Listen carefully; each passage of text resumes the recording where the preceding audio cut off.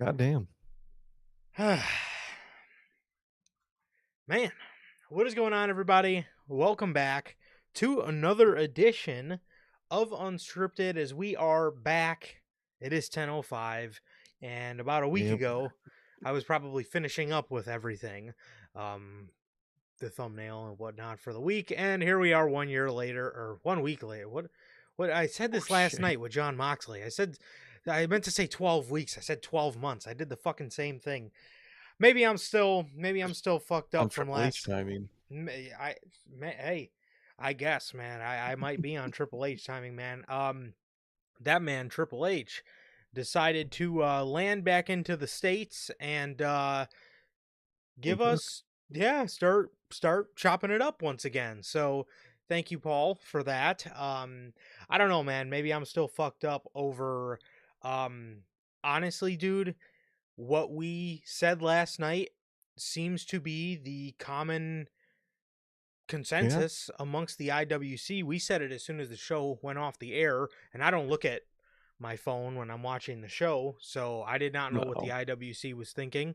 But we all said this was probably the worst AEW pay per view in company history, and it seems like a lot of you guys would agree with that. So that is good to hear. I mean, that's bad to hear, but I'm glad everybody thought I'm glad everybody thought close to the same thing, man, because man, we got served we got served a crock of bullshit last night, and we stayed up, watched a 4.5. I can't even believe 4.5 hour pay-per-view for Tony Khan to drag everybody out there yet again for some bullshit. So Mhm. yikes. We are not even 24 hours removed from the pay-per-view, man, and it seems that they are still getting quite a bit of backlash. So that sucks to see, man, but they gotta they're gonna have to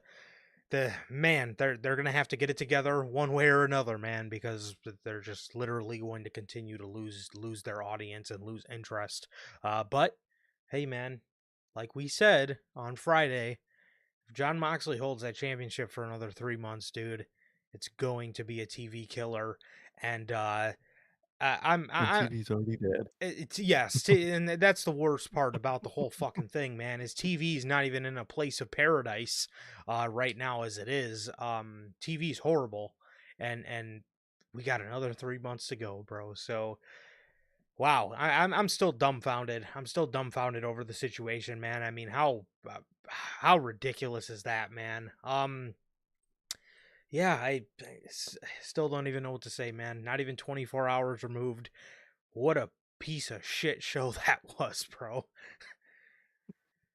Oh man, Dynasty was so bad. 4.5 hours, about 35 minutes in total were actually good, and it was a shit show, man. It was a real shit show. The worst pay-per-view they ever put on, and with one of the worst endings they put on. And AEW is no shy to bad endings. There's been a few, but that has to take the cake for me, man. That was horrible, and I'm not excited for TV, but I am, intrigued to see how they spin this shit. So we'll see next week. We'll see this week, and next week you'll see our reaction to how they try to spin this shit, dude. um, you know what's crazy about that whole thing, bro, is I just want to know how. And I need this question answered immediately. I just want to know how in the same year, and a matter of fact, in the same 2 months, how did you manage to top the Adam Copeland and John Moxley Revolution main event? How? Because that was bad. How the fuck did you manage to do something worse than that? Which I'm which was the killer because Revolution was a good show with a bad main event and a yes. stupid ending. And instead of, fixing the one problem they had the last pay-per-view and having a good ending, you could have Swerve win, boom, good pay-per-view, Swerve wins, boom.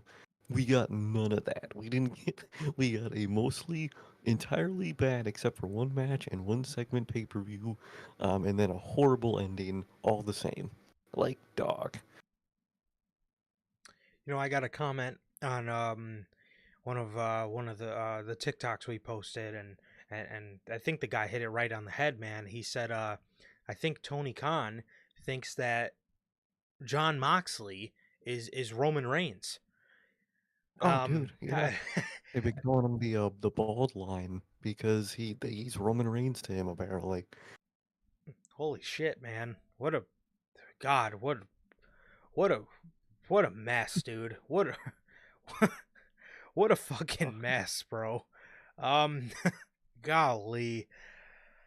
However, man, let's go ahead and get the show on the road as we actually have no AEW to talk about. And aside from that small little recap, I just wanted to give you guys less than 24 hours removed from Dynasty.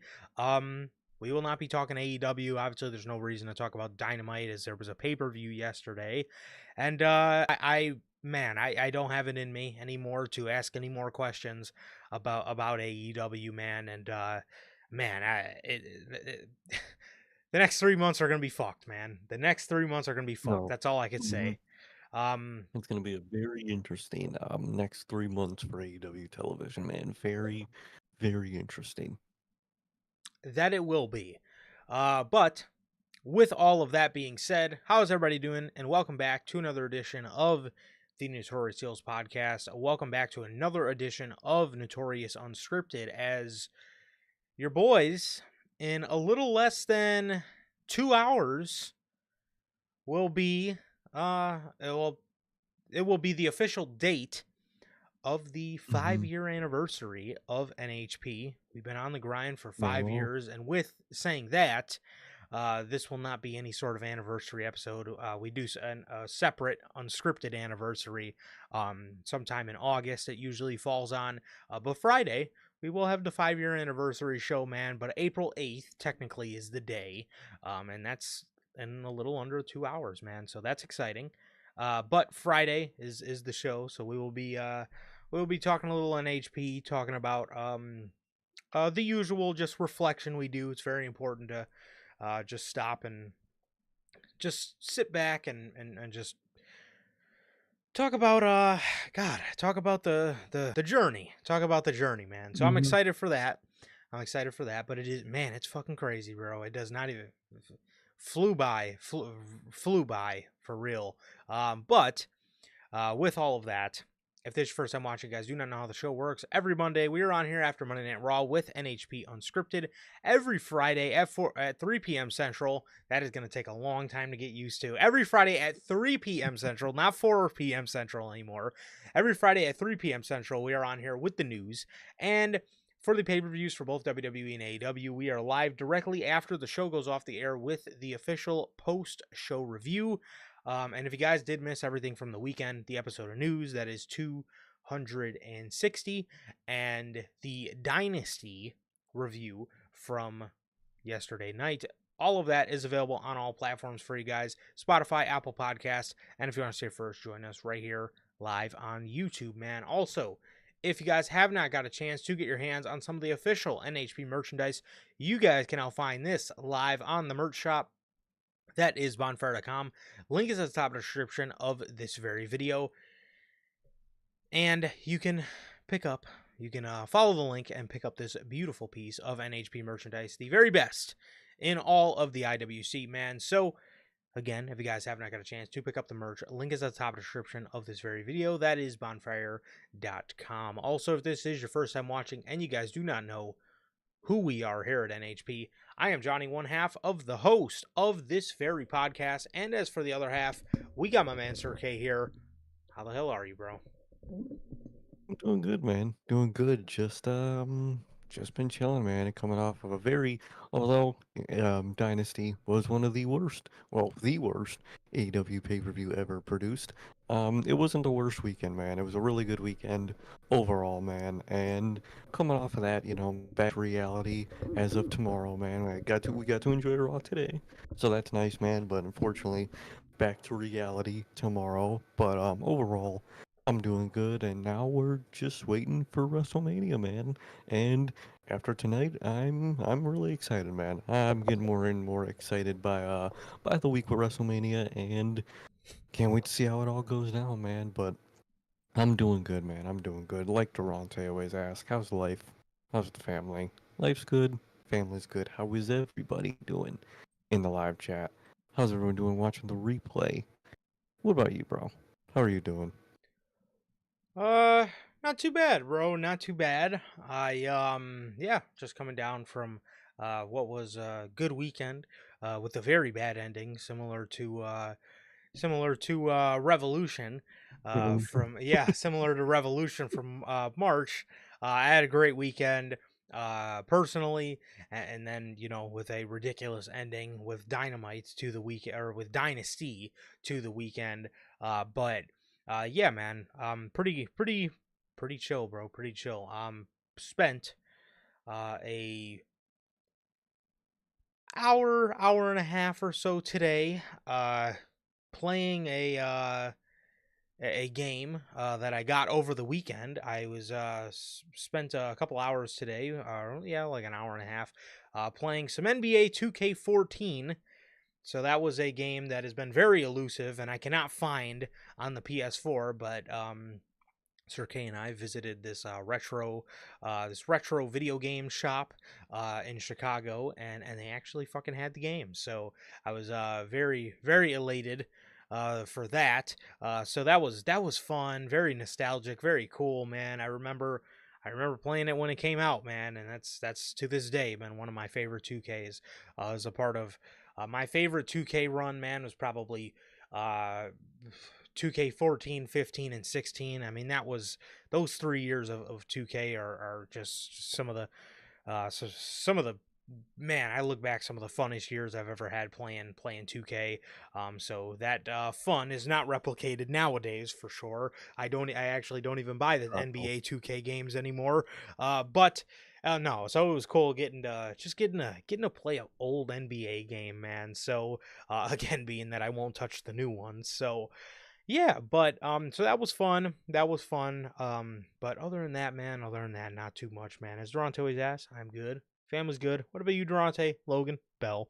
How are you guys doing? Thank you guys for being here as always. As poor Bell is it is not 9:30 her time. Um during the end of Raw. Probably about like 5 Yeah, I was gonna say it's probably around 3 or 4 o'clock in the morning by her. So um man, it is odd for sure being back here at 10 o'clock. Yeah, I will say I said it last week, man. It was quite sad. It was quite sad saying goodbye to my middle of the day Monday night Raws. But we're back. We're back on regularly scheduled programming, and I guess we can go ahead now and talk about bam. Ah, isn't that nice to oh, see? Blue and not get right. multi-rainbow colors. Man. Thank God. A week we could skip that. Yes. Love only having to do the two transitions this week. Man, this is exciting. This is exciting, man. We are looking at the SmackDown logo. Like I said, man, we are not looking at the Dynamite logo. Man, beautiful logo, but Lord, do I hate seeing that logo on a Monday. Um SmackDown. SmackDown. This episode of Friday Night SmackDown took place from the greatest city on earth, Chicago, Illinois. Noted. From speaking of goaded, from the Allstate Arena. Very goated. Very, very goaded. Very goaded. To shed a little bit of light on my experience with the Allstate Arena from the weekend, I had to, and Sir K had the pleasure of joining me on the car ride. I had to drop the missus off at State Arena the very next night, on Saturday night, and obviously you guys know they were there on Friday, and man, how cool, nostalgic, maybe a little sad But more so cool just to be back in the area, man, because again, I was Mm. um literally looking at the arena from the car, and man, just thinking back, the last time I was in this area, the last time I was here was um 400 and something days ago. Now it's 499 because I still have the countdown on my phone from when we were leading up to the event, and the countdown reverses, so now it tells me how many days ago it Oh, was. that's cool. So it was about 496 days ago. um Man, we were all there. We were all there, man. We were with Logan, and it was man, it was a great time, bro. And I just remember just the fucking energy, man. I'll never forget that energy, dude. The Survivor Series night, the night, even the night of SmackDown. SmackDown was fun, the Superstore. So it was cool being back in the area, man. But it was nostalgic. It was cool, man. It was cool. So again, you guys will never ever ever hear, never ever ever hear the three of us be me, Sir Kay, and Logan shut up about the weekend. But yeah, just to get my little Survivor Series talk in there again, man. What a fucking weekend, man, and it was cool being back there. So, even though it wasn't for SmackDown, it was just it was just it was just for a brief couple of minutes. But man, it was cool, bro. It was cool. It really was, man. I love that arena and love all the memories with it, man. Survivor Series weekend, goated weekend, man, of just experiences and just the show, man. Incredible shows we got to watch and just incredible hanging out with with the best friends, man. So always truly one of my favorite weekends of all time, man. Probably is overall, I would say. And man, I just love being in that area. Yeah, didn't think anything would top the first dance, and well, And it did. there you have it. So, anyways, they're back in Chicago, Allstate Arena, and there was quite a bit that actually happened on this Yeah. show, man. SmackDown. I don't know what the fuck happened. I don't know if Triple H needed to see the Chicago skyline again. I don't know if he needed to be back on American soil. Maybe he felt a little bit of jet lag. Maybe his sleep schedule was thrown off. If that's the case, he should have wrote the fucking shows before he left the States. Because I would those, think you would anyway. yeah, literally, yeah. Um, Okay. because man, those overseas shows were rough, to say the least. Hmm. Creatively, carry jobs from um two people and one entity. Cody Rhodes, John Cena, and the audience. So I mean, that is that was how the overseas went. But Chicago, we are back for Friday Night SmackDown. Friday Night SmackDown is still not fit for a 3-hour show, even though Oh, no. this episode of Friday Night SmackDown was uh one of the Very better interesting. ones into the WrestleMania build. I will give you that. Um First thing of note was the WWE debut of Ray Phoenix, as well as Hmm. the, I believe, main roster debut or Hmm. first main roster appearance of Nathan Frazier. As Nathan Frazier got a match against Ray Phoenix in his debut match, and according to reports, it is Jamie Noble that produced this. And Jamie Noble absolutely produced the greatest squash match of all time, because at times these two were tweaking so hard, I was wondering who this was a squash match for. Um which isn't necessarily a bad thing, man, because they could have very easily had Nathan Frazier go out there and look like a complete bum and probably kill his main roster stint before it even starts. You know what I mean? By making the guy look like an absolute jobber, probably about 2 or 3 weeks or a month before he gets called up, I hope, at least with Axiom, as for Axiom. But they could have easily had him go out there and take all Ray Phoenix's moves and, you know, back it up and, go get on his way back to Hmm. Orlando, Florida film your final NXT tapings. But no, both of these guys look fucking great. I thought both of these guys look phenomenal, man. But how did you feel about this, and how did you feel while you were watching this match? Oh, I was watching. I was fucking floored, man. Those two were just going 100% at each other the whole time, and it was fucking insane. It was great. And I like what they did there, man. I like when you have a match like that because they could easily just had Ray Phoenix go out there, hit his sequence of moves, and call it a day and showcase what he can do, and they kept it very simple, man. And they didn't. That's like what they did with Penta. With Penta, when he debuted, they could have just sent him out there, have him do his little sequences, and call it a day. And they had him put on, a match, a real match, and they did the same thing with Ray Phoenix, man. And I'm very glad that they're going away from that like just generic squash match system of just getting the new guys moves in to showcase and then moving on. It was a competition, man, and it was very entertaining and it was very wowing because I knew I think most people that have watched AEW and are familiar with the Lucha Bros all kind of had the sentiment that although Penta might be the cooler brother, Phoenix was always the better in-ring brother overall, and I think so far, it's very interesting, man, and I cannot wait to see more of Phoenix on his own over there on SmackDown. We get a lot of good Penta on Raw, man, and Mm-hmm. I'm very glad that they did go with keeping them separate in singles for now, and I think it's really gonna do a lot of good, man. But overall, I really loved what they did with Ray Phoenix's debut. 100%, man. I totally agree with that. And like you said, man, for a lot of us that are more familiar with AEW and are familiar with that product, um, you know, Penta is obviously the one that has the cooler look. I would personally Hmm. say, he probably has the more aura of the two, just from the Yeah. look and just from the catchphrase and all that stuff. But Phoenix, like you said, Phoenix, when it comes to his flashiness and when it comes to just overall who is the better brother, in between those ropes, it's Ray Phoenix hands down for sure. Mhm.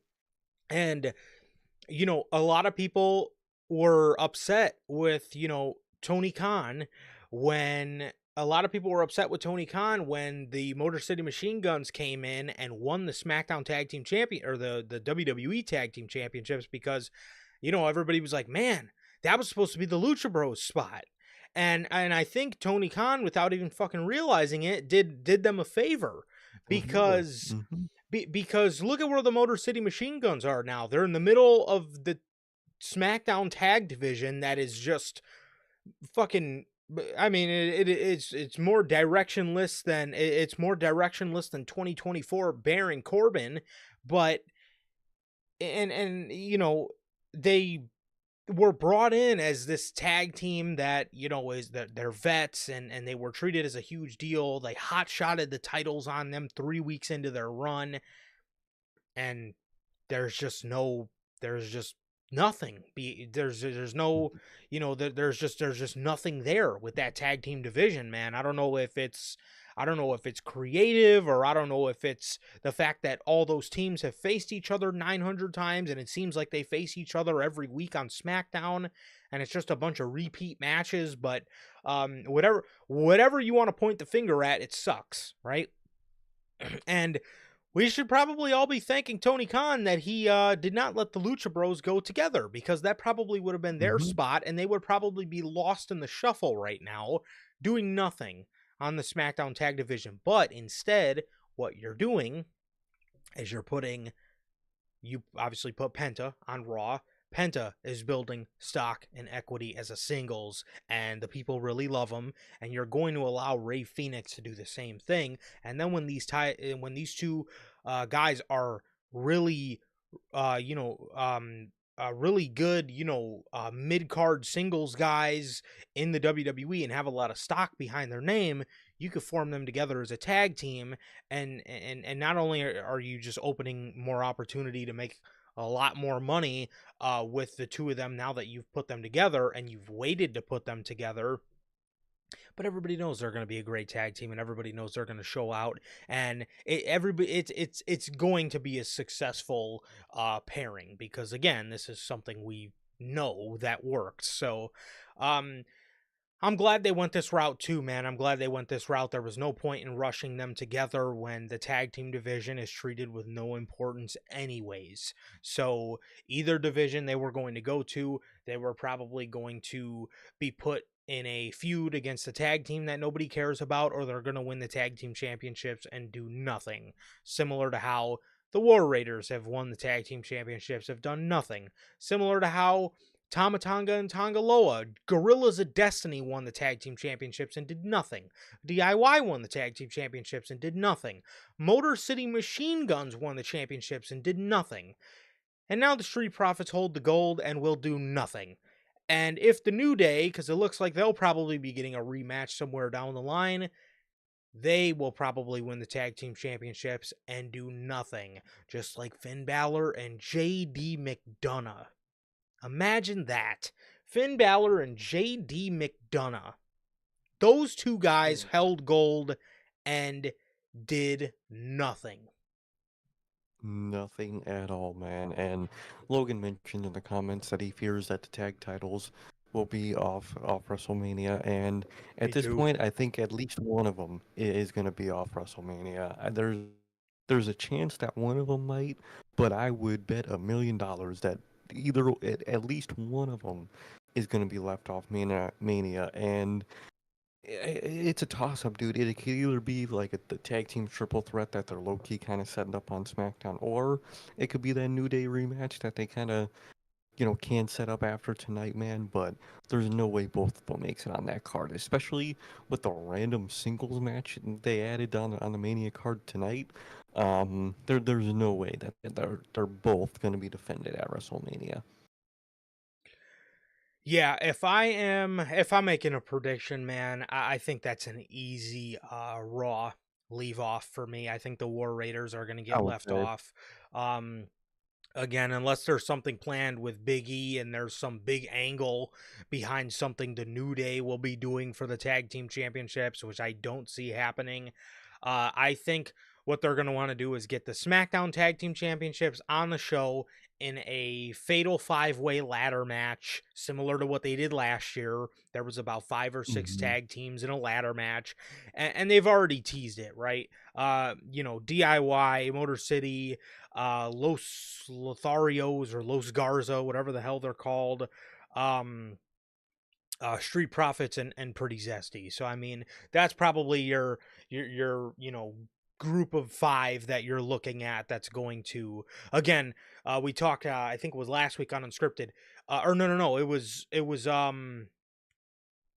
Friday on the news, because somebody on the dirt sheets reported that there might be a SmackDown tag title defense on the show. And there was a segment, again, about 3-4 weeks ago, where Nick Aldis literally had all the tag teams on one of those investigation boards, and it was those 5 tag Yeah, teams, and he all stitched them together. So I think one of them will be left off WrestleMania, and I think it'll end up being the War Raiders. So that raising that sucks. I see that. Definitely. But no, man, Phoenix looked good, like I said, and I'm glad they went with the single. I'm glad they went with the singles idea. His entrance looked cool. His entrance had nice production. Obviously, the theme song could be better. It's not, absolutely egregious like most of Def Rebel's work, but it is nothing to run home about in the slightest.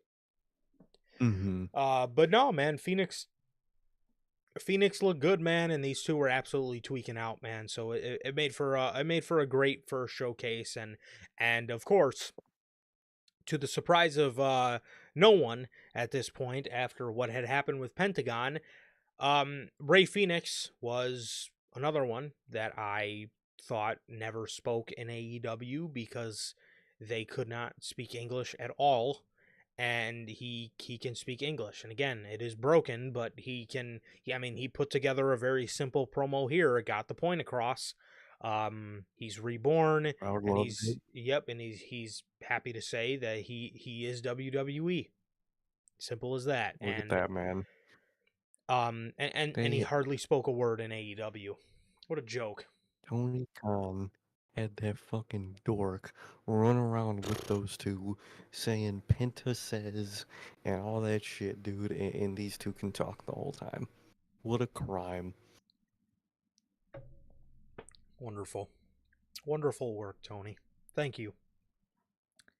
Um Jade Cargill and Naomi is officially confirmed for WrestleMania.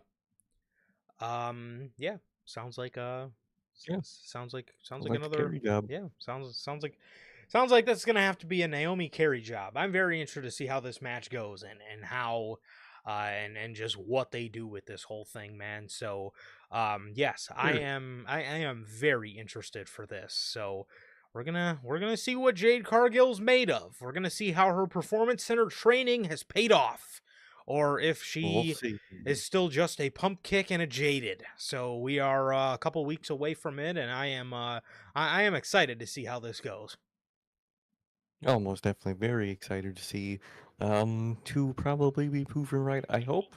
I always hope I'm proven wrong, but I'm a very doubtful man in that come WrestleMania, but I am excited for the match nonetheless, man. Definitely, as I think Naomi has done very good character work since then, man. So Yes, yeah. most definitely. So speaking of Naomi, one of her, what would this be? I guess cousin-in-law, Yeah, I think technically, yeah. Mr. SmackDown, Jacob Fatu. He fought Braun Strowman. Hello, OG. How are you?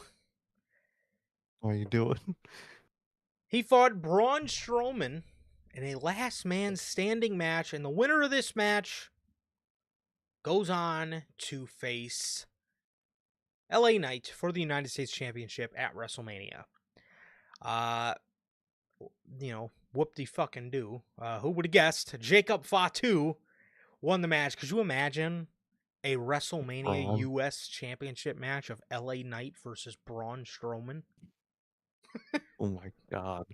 I'm glad that didn't happen, and glad Jacob got 2-1, man, and I'm very intrigued to see what may happen in Mania because I don't feel like anybody else is going to be added to that match. No. So it's very interesting to see how that's going to play out. Is Jacob Fatu going to walk out U.S. champ, or is Solo going to either purposely or accidentally stop that from happening, man? And it makes that match very interesting because most are going to say, Jacob Fatu obviously is going to destroy LA Knight and get that title, and by all logic that would be true, but there's the Solo Sokoa factor, and that's gonna play into Mania somehow, man. So very, very intrigued to see how this match goes at WrestleMania. Absolutely, man. I'm very stoked. I'm very stoked to see how this is going to go because yeah, overall, you know, I don't see anybody else being added to this, but this goes one of two ways. This goes the way of Fatu straight up just winning the title, and then obviously a little later in the summer, I would assume that Solo is going to turn on them for them to feud over the championship, or Mhm. or um Solo is going to straight up screw Fatu over, or he's going to accidentally do it. And either way, I Mhm. think we are set for a summer feud between Jacob Fatu and Solo Sokoa here as as we get into the summer months and probably going into SummerSlam, and depending on how long they want to do it, maybe the fall. I would probably just have this as a summer thing, do the blow off at SummerSlam. But it's interesting because with Kevin Owens going out, who beats Jay for the World Heavyweight Championship now? Because Kevin was at the top of my list because not only is he Mhm. overdue, not only is he overdue for a world championship reign, but um, I mean, because I got scared because I'm sure, like all of us, we seen that fake report going around of Owens being out for 2 years, and then PW Insider came out and said that they never reported that, so that was a bunch of bullshit. So maybe the guy could still be Owens. Maybe the guy could still be Owens, Could man. be. And it is going to be interesting depending on when he comes back, and also depending on how long Jay, because Champa, had neck issues. Not saying that his injury is exactly like Champa's, but Champa had to go get neck Mhm. surgery. He was back 4 or 5 months later. You know what I mean? So Owens could still be the guy. Owens was my pick for Money in the Bank. I think that's probably out of the picture now. I don't think he'll be back in time for July. I don't think it'll be 3 months, but best case scenario, he's back in the fall.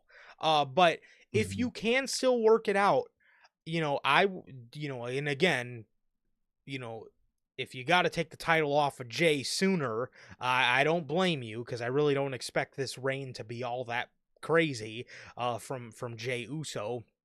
I don't think he's going to give us a Seth Rollins level world heavyweight title reign, Oh. but but if Jay's reign does end up being good, and if you can hold out for long enough, I think Owens would be the perfect guy to take it from Jay, for then Sammy to take it from Owens. But again, that's assuming best case scenario Owens is back in 5 6 months. But again, we don't really know the severity of it, because a guy like Fatu, to the point I was trying to make was, a guy like Fatu could be a good option to take the championship from Jay, should you not put the US title on him, because people want to see this guy, man, and we already know he's a main eventer. I don't feel with Fatu we need to go through the ranks of him climbing his way through the company and proving that he can be a main event caliber guy. We already Yeah. know this. We already know he's a main event caliber guy. So it's all about how WWE wants to go about it. What would you do, man? Do you put the U.S. title on him and have him feud with Solo over the U.S. title, or not? So, or would you, or would you, have Solo screw him? What do you think is the better option here?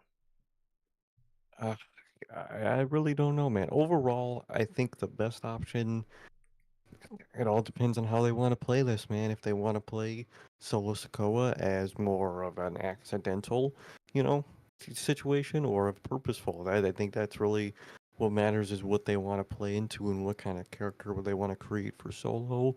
If he wants to, purposely make enemies with Jacob Fatu, or accidentally. Uh, I think accidentally might be your best course of action at this point. To accidentally, cost Jacob Fatu his chance, and Jacob Fatu obviously getting pissed and whatnot. I think the general best direction would be for Solo to eventually branch off and more become a babyface, and for Jacob Fatu to stick with Tama Tonga Tongaloa as a heel group. I think that overall is the best course of action, and I think that's how you would get there, man. So, you could still do that and have him win the U.S. title, and maybe he feels like he doesn't need Solo, and maybe Solo gets pissed at him after that, or you have a lot of options. But I think overall, to me at least, I think the overall end game should be heel Jacob Fatu with that group still, and then more of a babyface Solo being Solo overall. I think might be the best path I would go with those guys. But what about you? It's very interesting because you could go that you could go that route, and have Jacob, stay heel and stay with the bloodline. But the thing is, man, the thing is, I don't know if WWE is wanting to capitalize on the heat, or I get the heat's maybe not the right word in this example. The fanfare they have for Jacob Fatu and the heat that Solo still gets. You know what I mean? Mm, So I don't know if WWE would maybe want to go the route of doing the reverse and having Jacob be it could. the Solo, just lone, just standalone guy, and then have Solo with the bloodline, because Solo still gets a fair amount of heat. And I don't know. Overall. I don't know if WWE maybe expected him to get cheered, and it didn't work out, or I don't know if this was always the plan to kind of keep him, in this heel role. But Solo's been getting very upset with Jacob and the way Jacob likes to speak. So maybe they will spin this in a way where Jacob is not really a people person and he just kind of wants to do his own thing. Um, and maybe they Mhm. altered the storyline because of just how much fanfare he gets, because if you remember when Solo came back, Solo was the lone guy and Jacob and Tama were running together and they were seemed like the best of friends.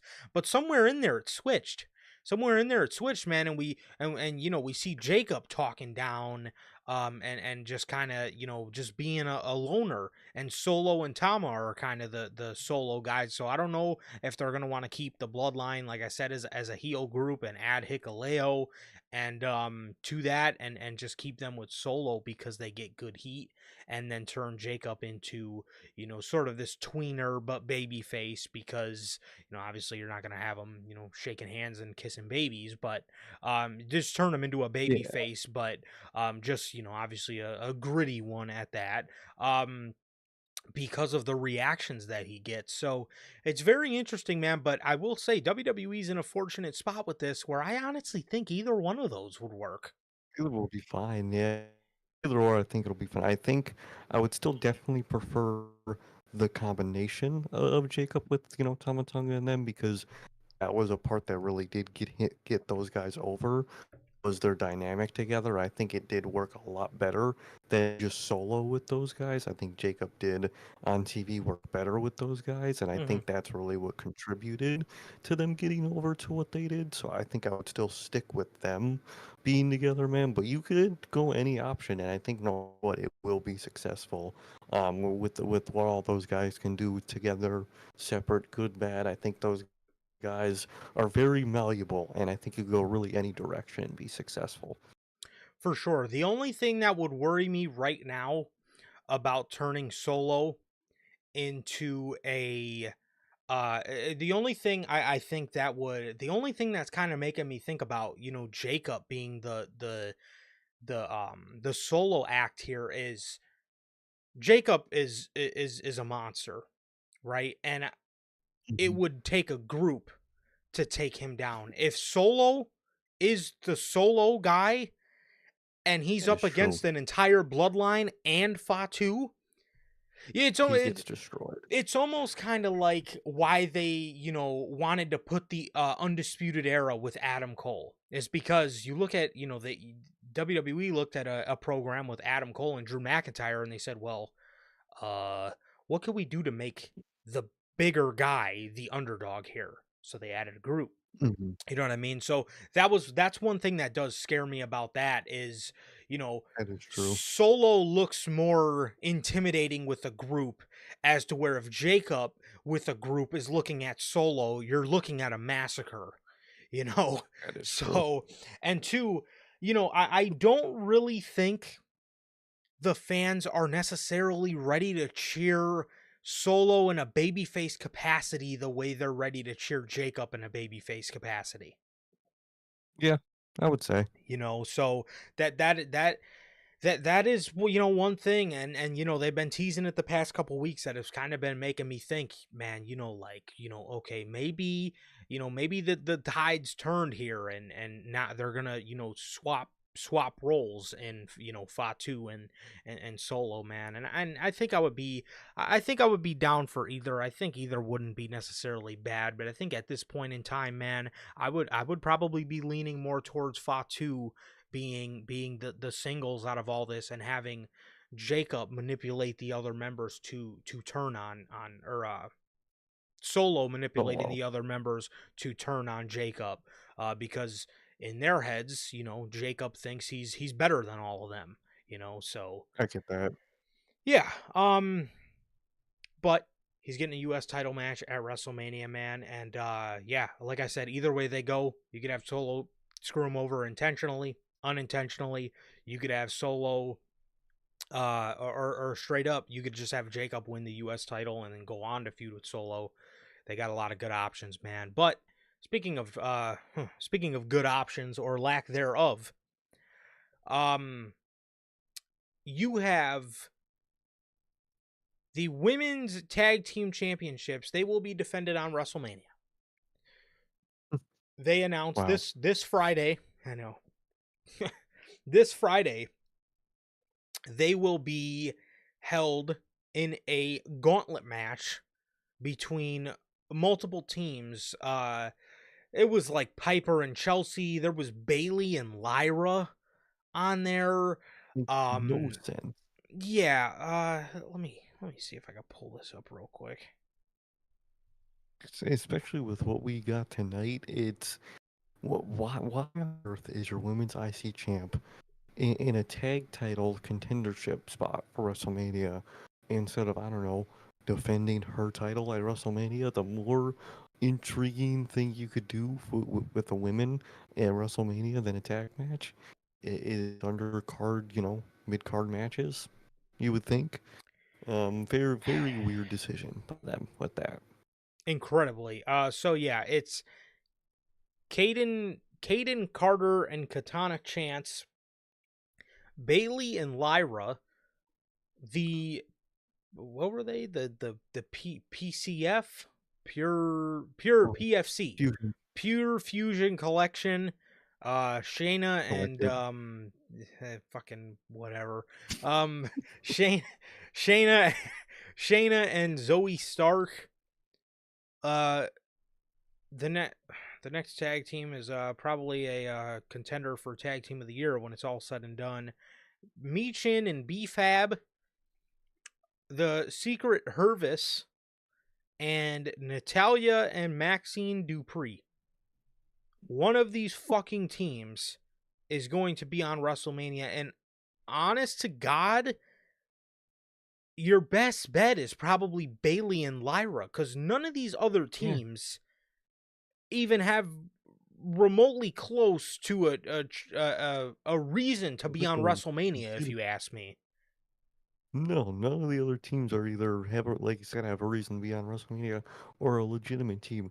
Natalia and Maxine Dupree, two people who, in their own completely separate ways, pretend to be wrestlers. And you got the rest. You got the Secret Hervis, which are just lackeys to a bigger star, by WWE standards. And then a bunch of women's tag teams that don't get used, and then singles mid card champion and her challenger in a tag team. Good lord, I didn't even know Pure Collection was still still a a thing. thing. Uh, No, I thought they would have ended after the the release, but I guess not. so you couldn't have done the War Raiders versus the New Day on WrestleMania. Again, hypothetically speaking, if they end up not making the card. You can't put Hmm. the Raw tag titles on the show, but we got time for this shit with no story at all. Just a gauntlet match with a bunch of random teams to determine who they face at Mania. Come on now. Come on. That's Fucking lazy as fuck. useless. Oh, lazy as hell and completely pointless. If you're putting more stuff on the undercard for the women, this is what you put? Nothing tag matches? Instead of, I don't know, one of your two women's mid-card championships? Good God. So we have the next segment on the show was something of, man, uh wow. This was a sight to see, bro. This was a sight to see. The next segment we have on the show is the build to your women's your WWE Women's Championship match at Hmm. WrestleMania between Charlotte Flair and Tiffany Stratton. Man, this segment was legendary for all the best, worst reasons, man. Wow. Charlotte Flair went out here on this night in Chicago and absolutely made a fucking fool out of herself. Mhm. Tiffany came out the gates. She said Charlotte likes to act like she's tough. She likes to act like none of this gets to her. But then she's on talk shows crying about it. Charlotte, I swear to you, Charlotte Flair, who's been in the game for about 10 or 11 years on the main roster, choked because of booze. Dog. How do you not expect anything but booze from your career at this point? So what are you, first of all, what are you shocked about in terms of booze? And second of all, you choke 11 years, Miss Super Veteran in the business, and you choke? That's crazy. She is out there. She tried the craziest thing about all this. The first thing out of her mouth was to try to say something endearing about Chicago. I can't remember exactly what it was, but she tried to babyface it up to Chicago, and they shut her down immediately. She would then stumble over her words for another 2 minutes because of booze, just for her to ultimately say, "I'll let you take it away and have the last word, Tiffany."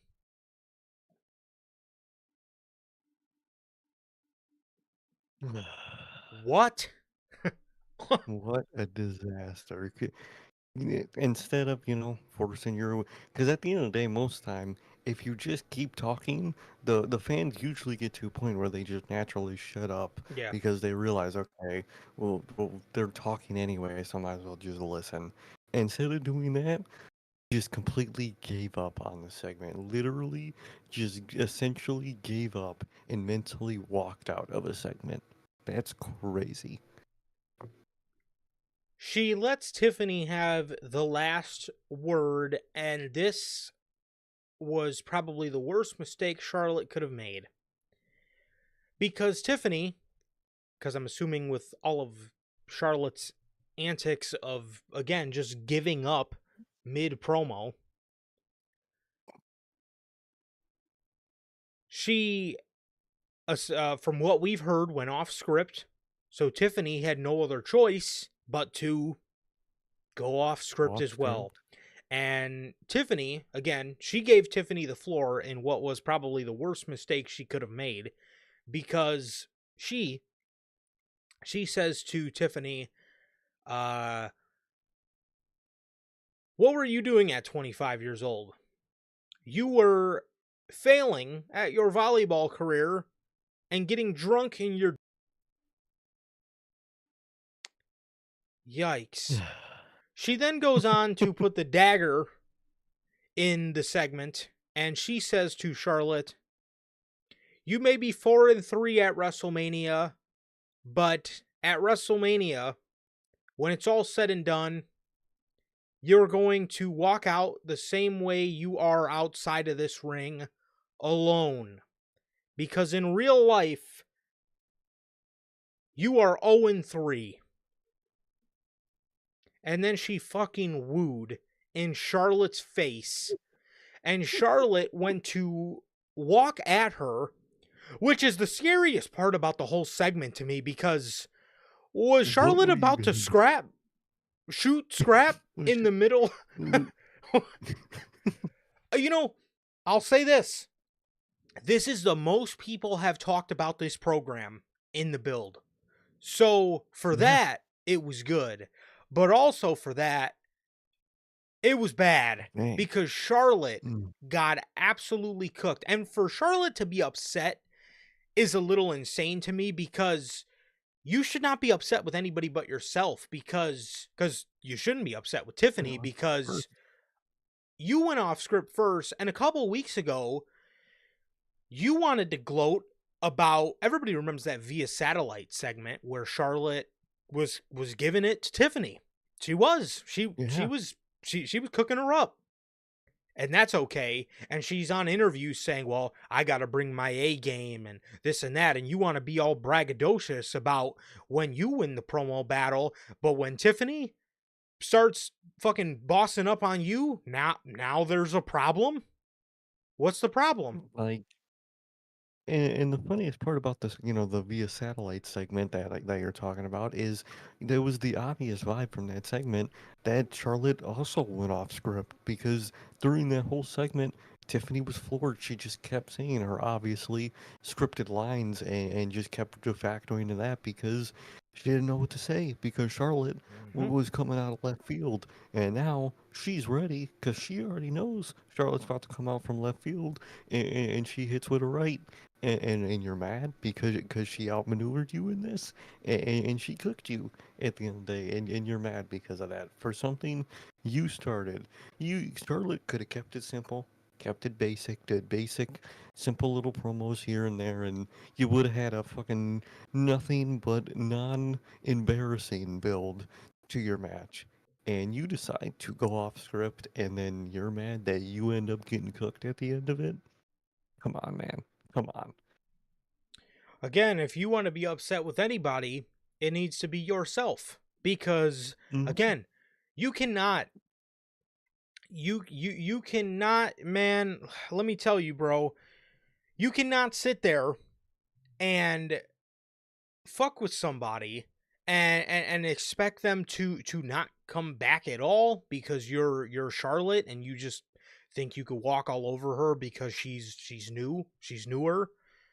I mean, look, and she comes back and it's a problem. I mean that is absolutely ridiculous to me, man. I mean, if you want to play this game and you want to throw stiff shots on a promo, then Alright. if you want to stand in the kitchen and if you want to dish that heat out, you better be ready to take it back, don't throw out stiff shots if you can't take them. That's just Exactly. It's literally that simple. that's just how it is, man. So I am praying to God, and I'm feeling this way. I'm feeling this way too, Rainmaker. Rainmaker Yep. says, sadly, Tiffany will be looking at the lights at the end of this. That's what I'm sad for, man, and that's what I'm sad for. And it's Mhm. ridiculous that Charlotte can do what she wants and get away with it, man. But when somebody tries to come back at her, it's treated as a problem and they have to lose. I don't care, man. If Triple H knows anything about pivoting, which I know he does because I've seen him call audibles before and we've seen him pivot plans. I don't care if your plan was to have Charlotte to win. There is no way Charlotte can walk out of this fucking match as the women's world champion. There's nobody that wants to see it. You know, Tiffany time, whatever. Yeah, Tiffy time might be a goofy little catchphrase, but when it comes to this match with Charlotte, it is about as real as it fucking gets because it is her time, and nobody cares to see the 24th world title reign from Charlotte Flair. I'm sorry. Ex Nobody wants to see this shit. Oh, exactly, man, and it is sadly true. Like Rainmaker says that it is gonna be Tiffany looking at the lights, politics, and that's the worst part is Charlotte thinks, she's gonna get the one up at the end of the day by because she knows she's gonna win at WrestleMania, but Charlotte's gonna look all the worse when she wins, man, because she's gonna get cooked. This whole program, nobody wants her there. No one believes her in that position anymore. No one she's not needed in that position anymore, and I think all the fans know this. And she's gonna walk out the victor, and she's gonna look nothing but worse than she already does right now. And people just want nothing but for someone to come in and take that title from her, man. So it's just she's building an unfortunate case for herself, and she's not doing herself any favors, man. And come WrestleMania, Triple H better hope he pivots, man, because if he's not, you're not gonna get the reaction you think. Absolutely. And yes, Rainmaker says that it is not heel heat. It is go away No. heat. Yes, it is go away Oh yeah. heat. It is go away. We do not want to see this anymore. We've already Shouldn't have seen to this story where Charlotte, is trying to be a triumphant baby face, and then the crowd turns on her, but then she's still trying to ignore it and act like they like her, and and she ends up winning and nobody wants to see it, but they just completely ignore it, and then she gets again just she just gets heat the whole fucking time. We've seen this song and dance so many times, like I said, where they try to ignore it and nobody wants to see this, dude. We've already seen this, and Tiffany mentioned something like that in the promo. Is you try so hard to get the fans to like you, and nobody ever will. Nobody ever will, man. I do. mean, you are.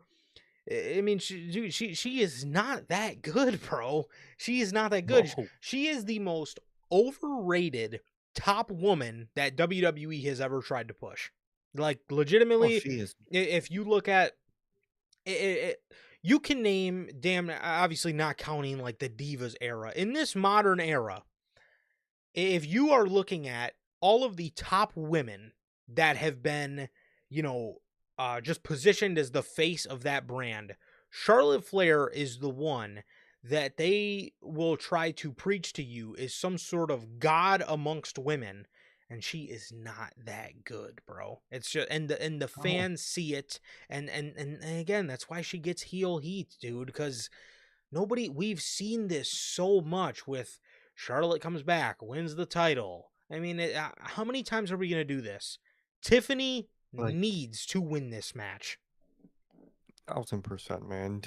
Charlotte, that whole list of modern women outclass her tenfold. You can name any woman in that top spot, and they are better than Charlotte in her top spot, man.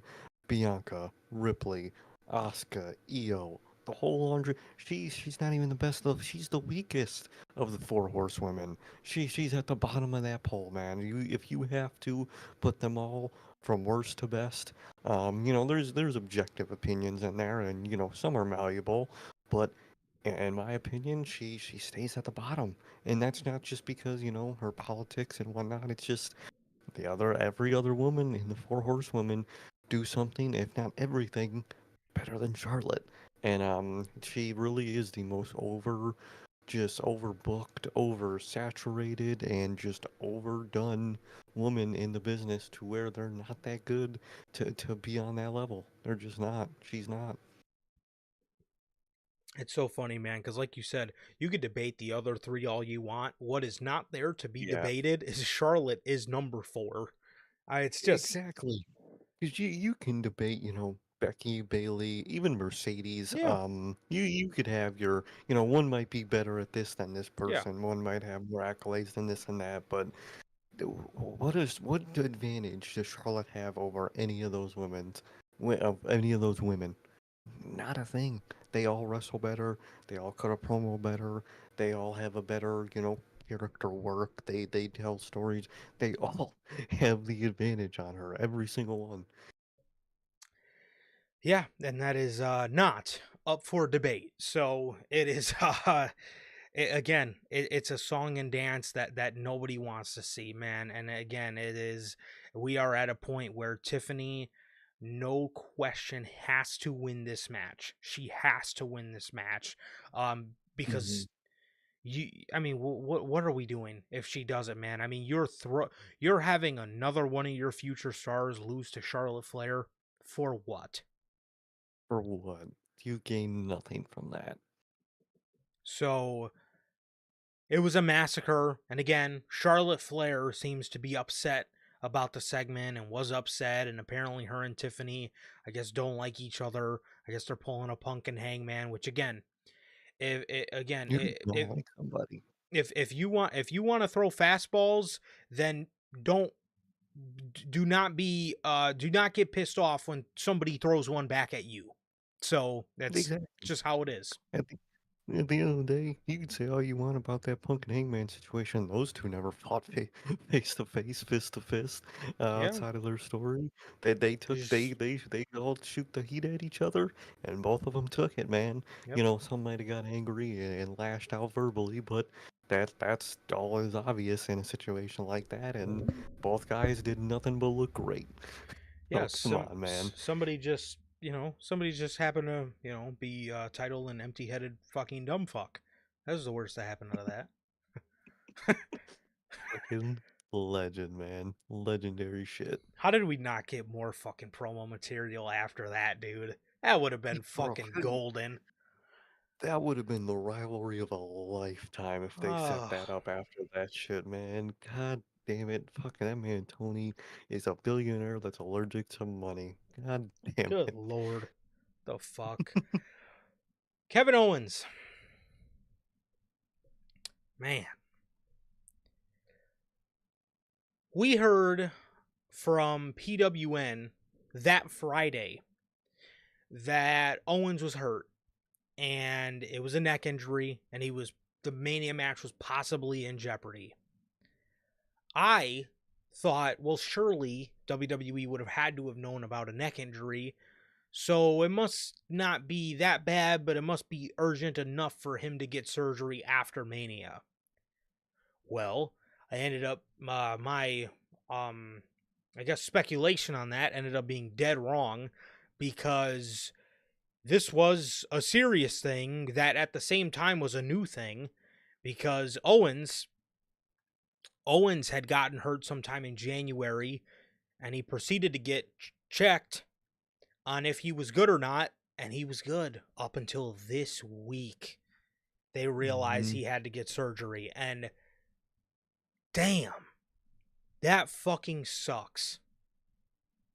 That truly is the worst, man. I mean, I'm glad they kept up on it and they were able to just Yeah, know just like that, man. But dude, that sucks, man. Horrible, horrible timing, man, and just horrible situation to have to find yourself in, dude. absolutely, dude. Absolutely heartbreaking. Absolutely heartbreaking stuff here, man. You never want to see this happen, especially to a guy like Owens who has been on such a great run. I mean, his run was so damn good, man. A lot of people wanted to see him win that title at Saturday night's main event, and just hold it till the Rumble. Just because that heel run, the heel run up until this point has just been so good. I mean, the car promos and just how I just like he's just so good, man. And it was so nice to finally see him get a spot where he's a heel and not, just capitalized on for his comedic timing. That's Mm-hmm. all 90% of the time is all Vince looked at him as. So you're a heel, but you could be funny. You're a babyface, but you could be funny. You're a heel, but you could be like this smart guy that's just like a crash out and it's funny. Triple No, H, and he. dude, Mm-hmm. treated this man as a fucking killer. And Mm-hmm. now, out of all fucking times, now an injury strikes. How fucking sad is that, dude? So unfortunate, dude. So frustrating and unfortunate, man. So he comes out here and he says, he's been dealing with something for he's been dealing with a neck injury for 4 months, and everything looked okay, but he got checked this week and it's not okay, and he has to go have neck surgery. He apologizes to everybody, and he says that not being in the ring with Randy Orton this year at WrestleMania really sucks. And he drops the mic. It's a very real moment. The crowd in Mm-hmm. Chicago gave him an ovation, which obviously, for as much as we hate Kevin Owens and we hate what he's become, everybody loves KO. There's not a person in Mm-hmm. that fucking audience that doesn't fucking love that man's body of work. As much as we hate the man's guts because he's an asshole and he drops everybody on their fucking head, um, with his spike pile driver, man. Everybody appreciates Kevin Owens and everybody fucking loves Kevin Owens. This guy is, again, for as much as they hate him, he is so fucking over. He's so over, man. And it just, it was nice to see him get that ovation. He kind of walks, him and Orton kind of pass each other on the way to the ring and they stare at each other, man. Orton gets in the ring and Nick Aldis says, "Look, man, I hate to have to tell you this, but match for WrestleMania, it's off the table." Orton kind of looks around. He's obviously not happy. RKO's Nick Aldis as the crowd goes back to singing voices. Very interesting from the Randy Orton side of things. Mm-hmm. What do you He what do you mhm. what do you think they do here? It's interesting, man. It's interesting. You have options, man. You have options. You have, the Rusev option. You have the Aleister Black option. You have some people were throwing like Sheamus's name in the hat, and that would be cool. I would be cool with that, man. Hmm. I think Where the fuck is the Heyman?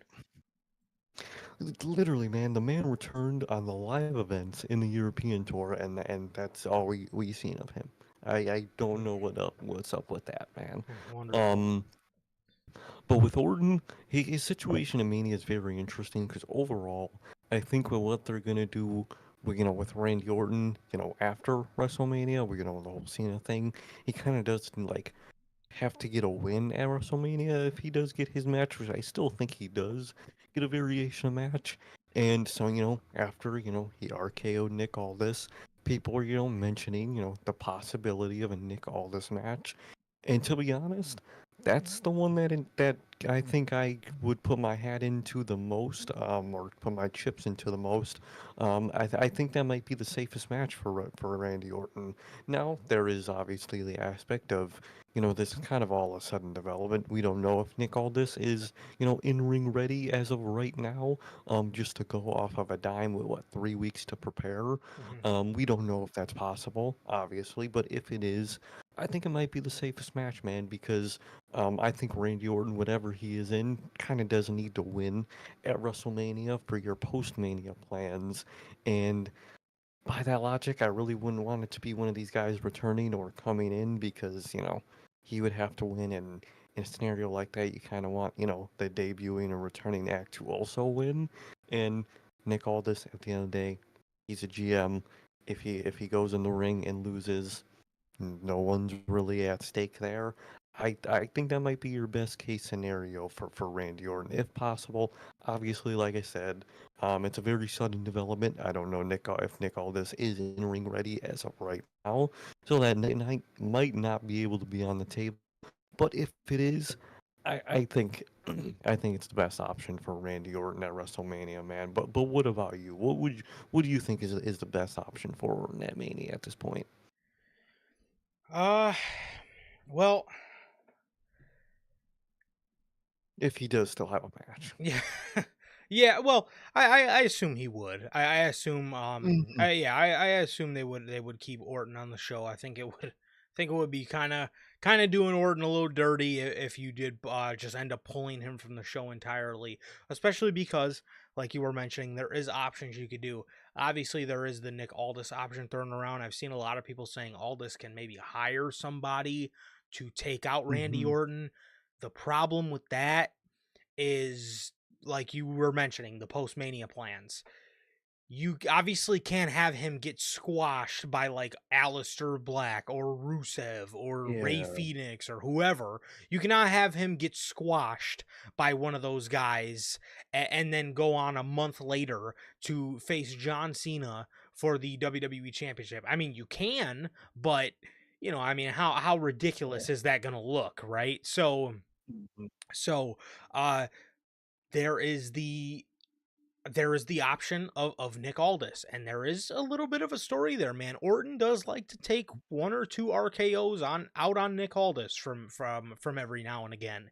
He Nick Aldis has, like I said, he's been on the receiving end of a couple RKO's by Randy Orton because he just pisses Orton off sometimes, and Aldis can lose, and again, just slot right back into his GM role after, Mhm. after WrestleMania. And to be quite honest with you, man, that possibly is your best outcome here. That possibly is your best Think outcome so. here, to just do something that you can do. And you obviously, like I said, you got a little bit of building blocks off of, and you can do it in the span of, 3 weeks, and, then just wipe your hands clean from it and go on about your day, and have Orton go on to, um,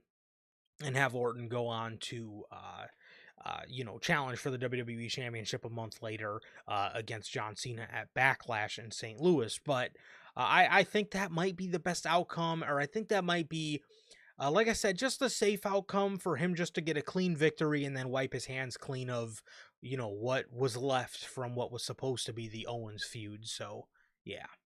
Mhm. I think so. I think all this, if possible, is your safest option for WrestleMania, and it'll be cool. Why not? And if you are going to transition into an eventual feud with Cody for Randy Orton, you have that under Orton's belt, that he has beat someone that Cody has history with. So you could do all that. Yeah, very true. Very, very true, man. So, CM Punk, Roman Reigns, Seth Rollins, and Paul Heyman. Yeah. The favor is revealed on this night as CM Punk reveals to Roman Reigns that the favor is back many, many years ago when Punk was going to get fired. Paul Heyman would Mhm. tell everybody, this guy is the WrestleMania main event one day. And Punk thought it wouldn't happen. A lot of people thought it wouldn't happen, but Punk made a promise to Heyman that one day they being upper management, Vince, they are gonna have to be forced to deal with us one day. They being Punk and Heyman. But they are gone. They are gone. So I'm going to force you, he's looking at Roman Reigns, I'm going to force you to be uncomfortable. And I'm going to force you to deal with us. And he then says at WrestleMania, in my corner, my best friend, your wise man, Paul Heyman. Roman, he laughs. He says, you know I plucked him from obscurity, right? You know he loves me. You know he's loyal to me, right? I mean, are you serious? He looks at Paul Heyman and he says, wise man, let this fool down easy. Heyman starts crying. Roman gets pissed. He says, are you crying? He says, tell him no. Tell him no. Let him off easy. Heyman says, no, I cannot do that. My tribal chief. Roman gets in Heyman's face and is pissed, and Punk has a smirk on his face. Punk then attacks Roman. Punk attacks Roman here, as I don't think Rollins moved a muscle, did he? No, he was just watching I and was gonna say, probably enjoying the show. I was gonna say, I think he was just watching. He ends up giving Roman Reigns a GTS that he sold very well.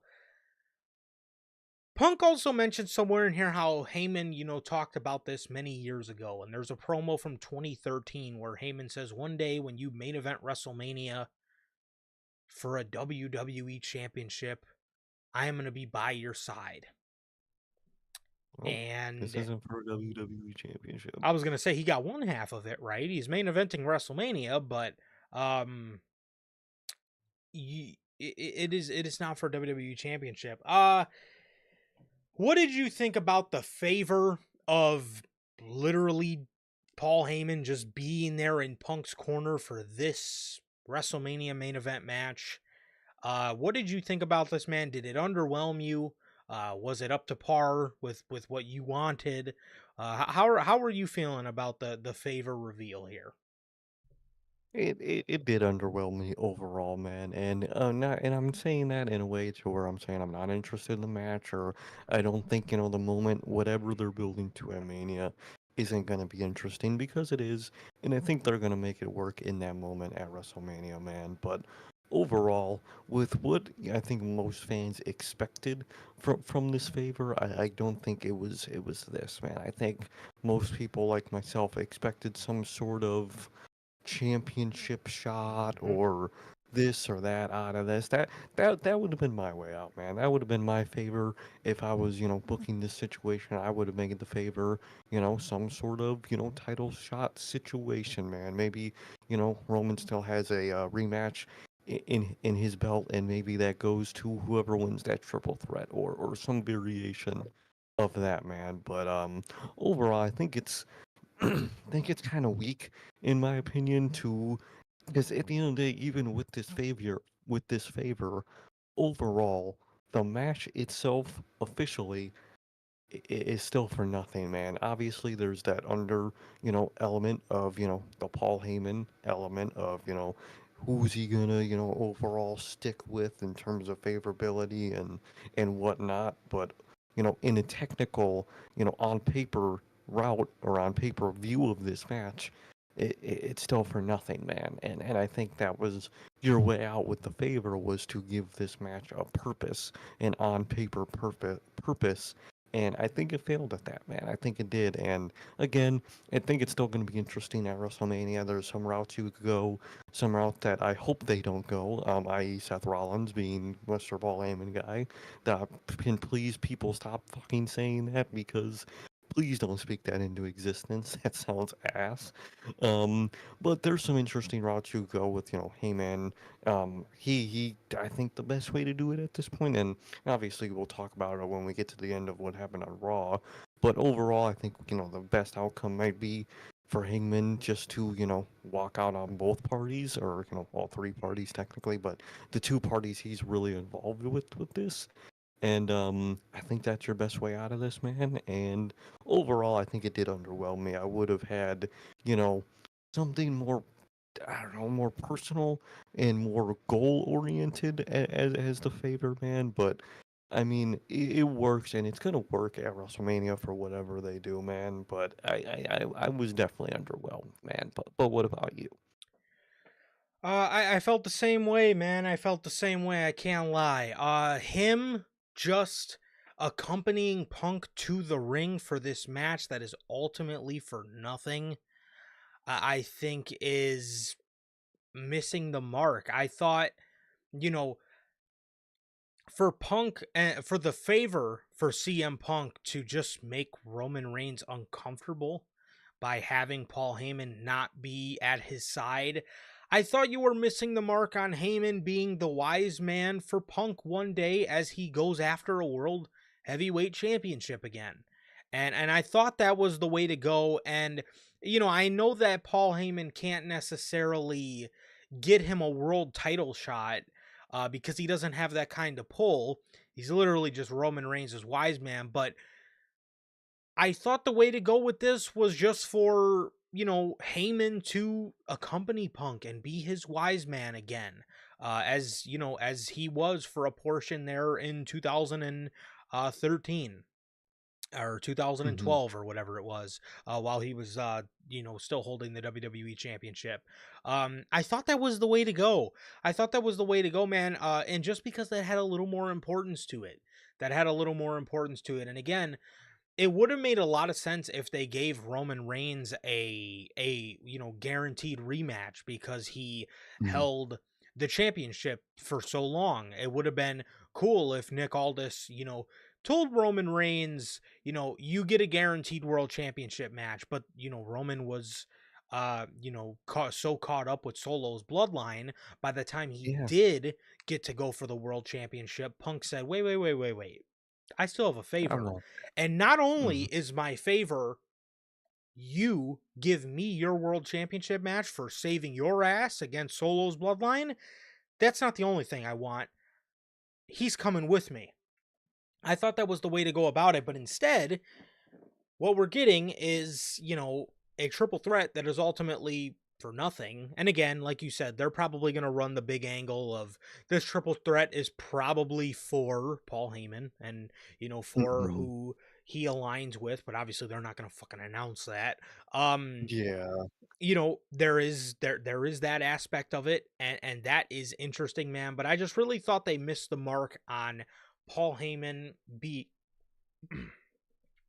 being the wise man for CM Punk as he goes on a quest for his next world championship.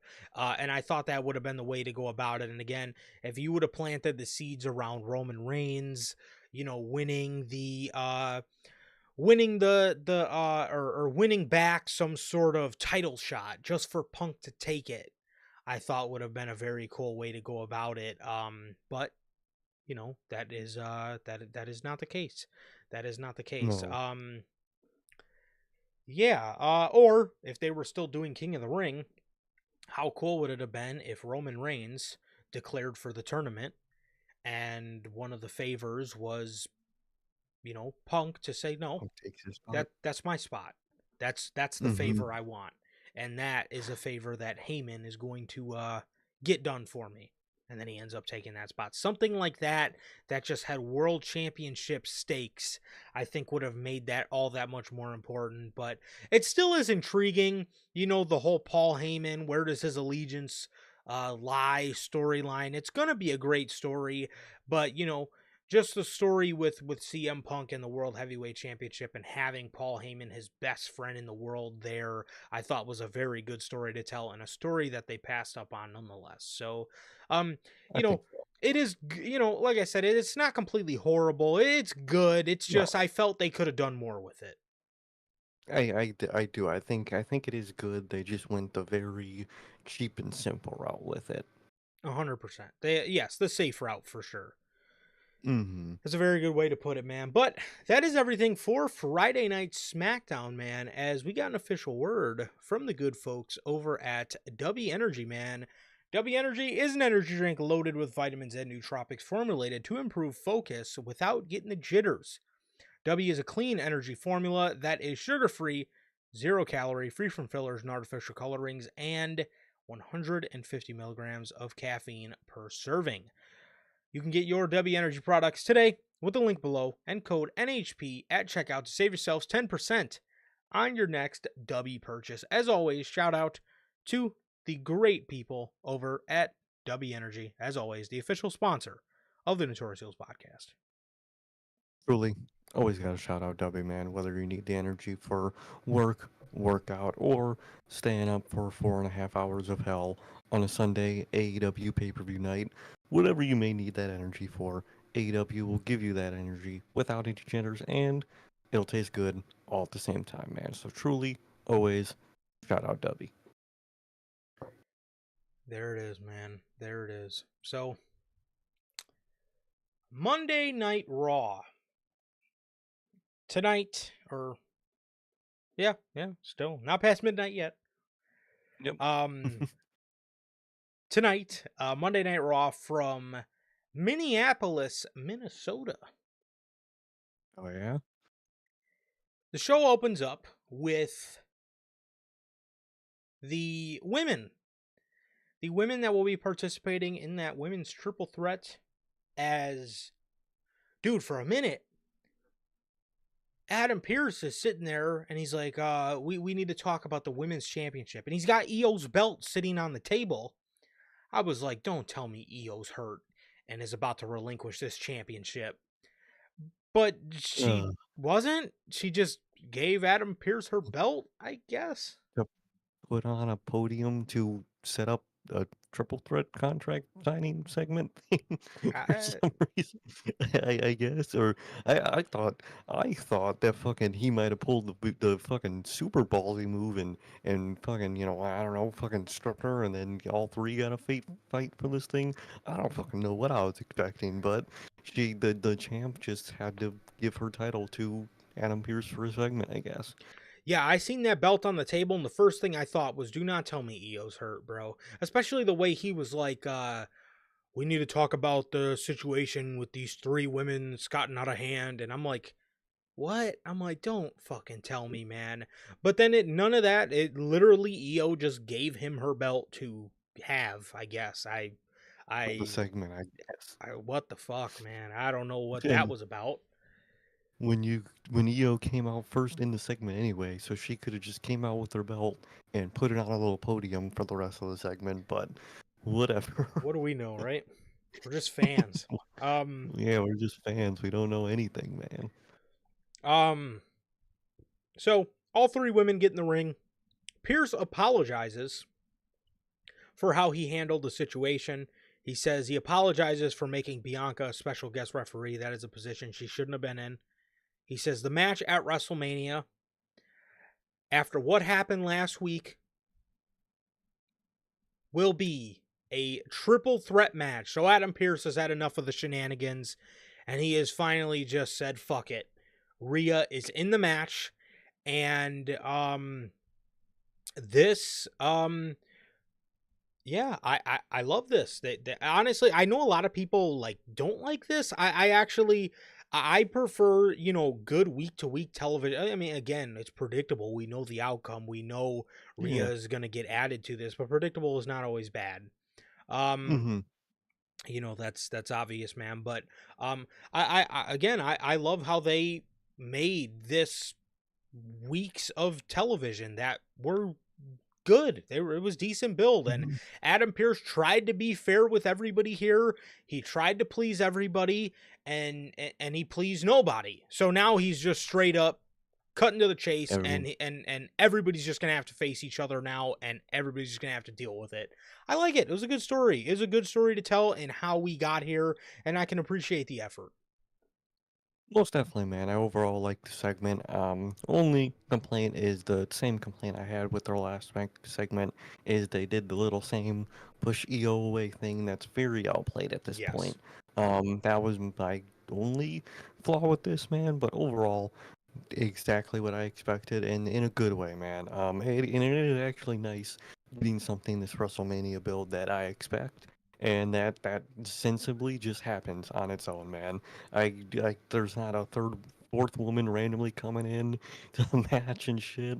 None of that. It's just what we're getting is what we're getting, and I'm actually very happy we're getting a very nice, safe, and fun, predictable story, man. And I think overall it's been really good, man.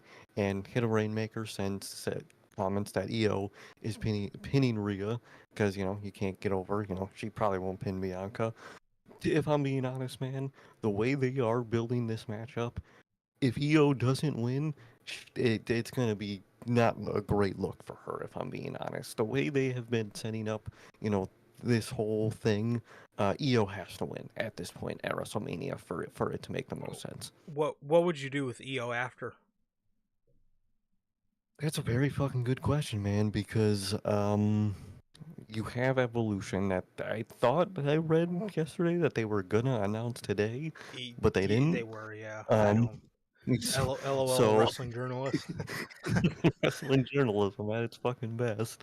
Um, but I still think Evolution is happening this year, so overall, I think they might be planning something there, whether it's some it's gonna be something big. I think they're gonna build to at Evolution. Maybe it's Julia, maybe it's Stephanie Vaquer, maybe it's something along those lines. Maybe we get Io and Julia, and maybe goddamn Charlotte and Stephanie Vaquer.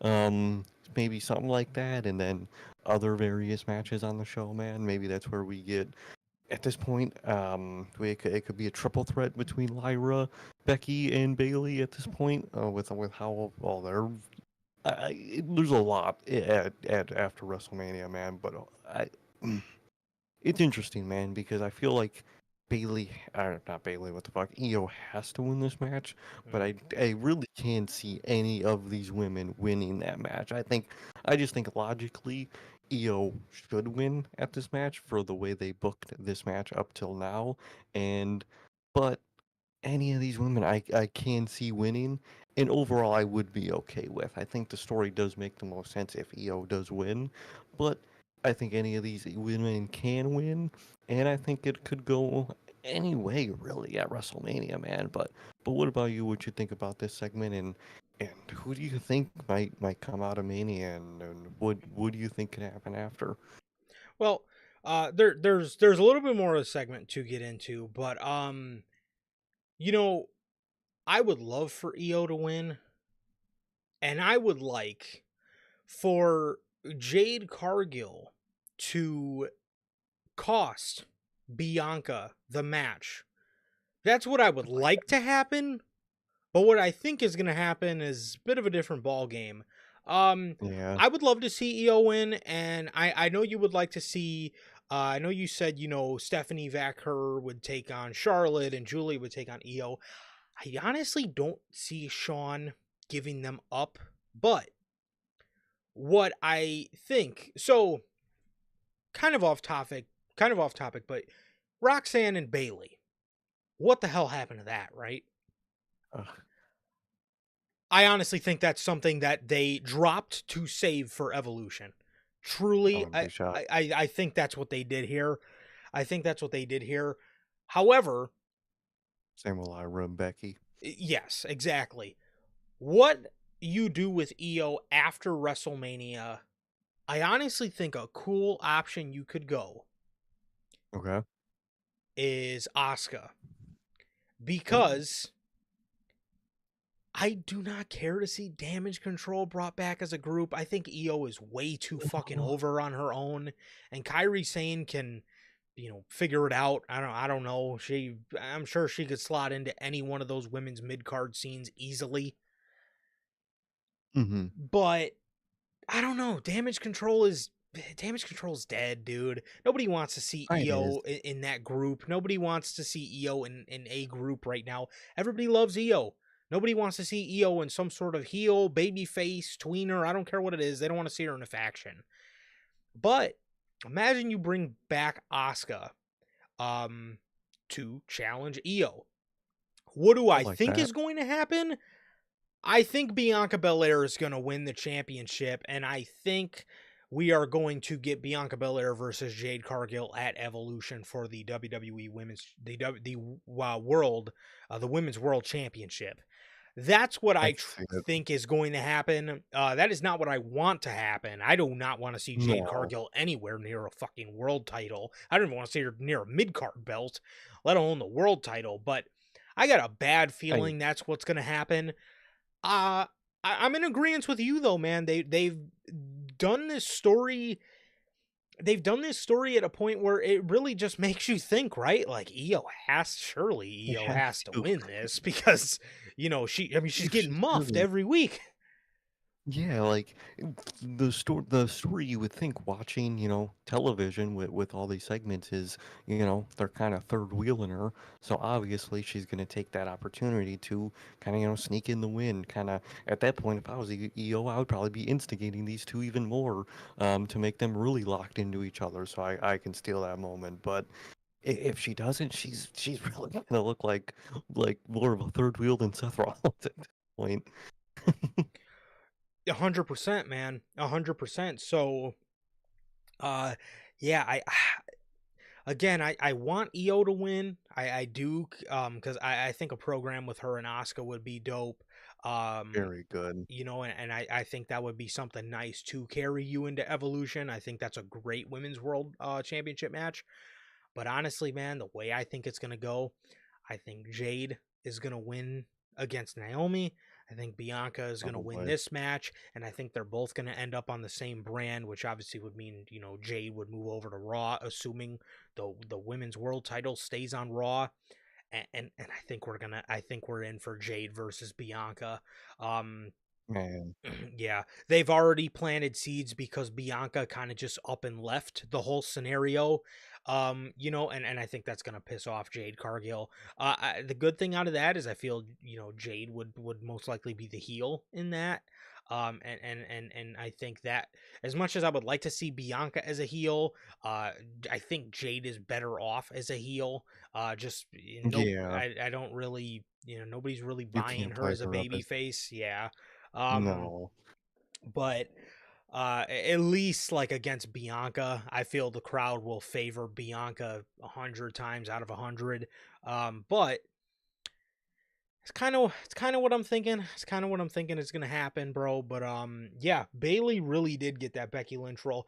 If they wanted to do Becky and Lyra as a tag team, I think that would have been pretty dope. If you did want to save their match for Evolution, you could have done Bailey and Mhm. Lyra as a tag, or Becky and Lyra as a tag team at WrestleMania. But again, we still have yet to see Becky, un- unless they run some sort of injury angle. Bailey and They Lyra get the could. shot, and then maybe, excuse me, maybe Roxanne comes back and takes out Bailey, injures her for WrestleMania, and then Becky takes the spot. You know, I was gonna say, they could do, you make it obvious for Roxanne, or you could do a mystery attacker to Bailey that ends up being Roxanne. And Becky takes, Bailey's place. They could do something like that. You have a way out of this, man. But to be honest, I think they're just waiting till after, which is beyond me of to why. But I think Evolution, we're definitely gonna see Becky and Lyra, and then Bailey and Roxanne in their respective matches. for sure. Bianca grabs the mic.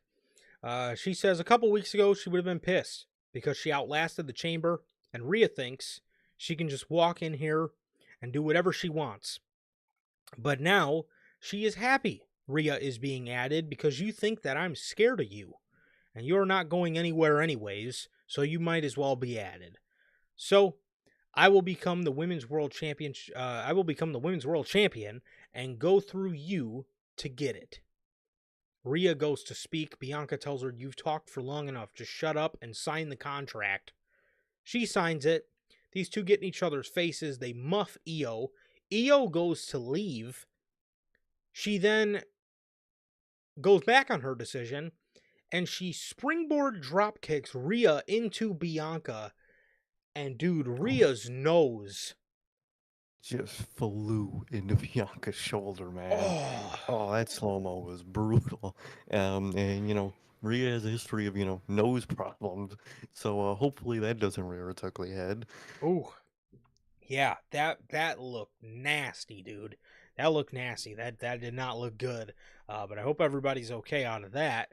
So As yeah, we already talked about it a little bit, man. But Io, gets muffed again, so it's gonna be very interesting. We got 2 more weeks. We got 2 more Monday Night Raws left, so it should be interesting as to how they continue to make Io look through all of this. But yeah, honestly, dude, at this point, if I'm booking this, I would probably have Io retain and then go into a program with Asuka. So that's what I would do. most definitely, I'm thinking, yeah, I would definitely would agree with that, man. Asuka in her return, that would be really awesome. And I think what you said about damage control is very true. I don't think it's needed anymore. I think it's outlived itself, and I think all these women would probably be better on their own, separate, post breaking up that group. And you could do Asuka, Io.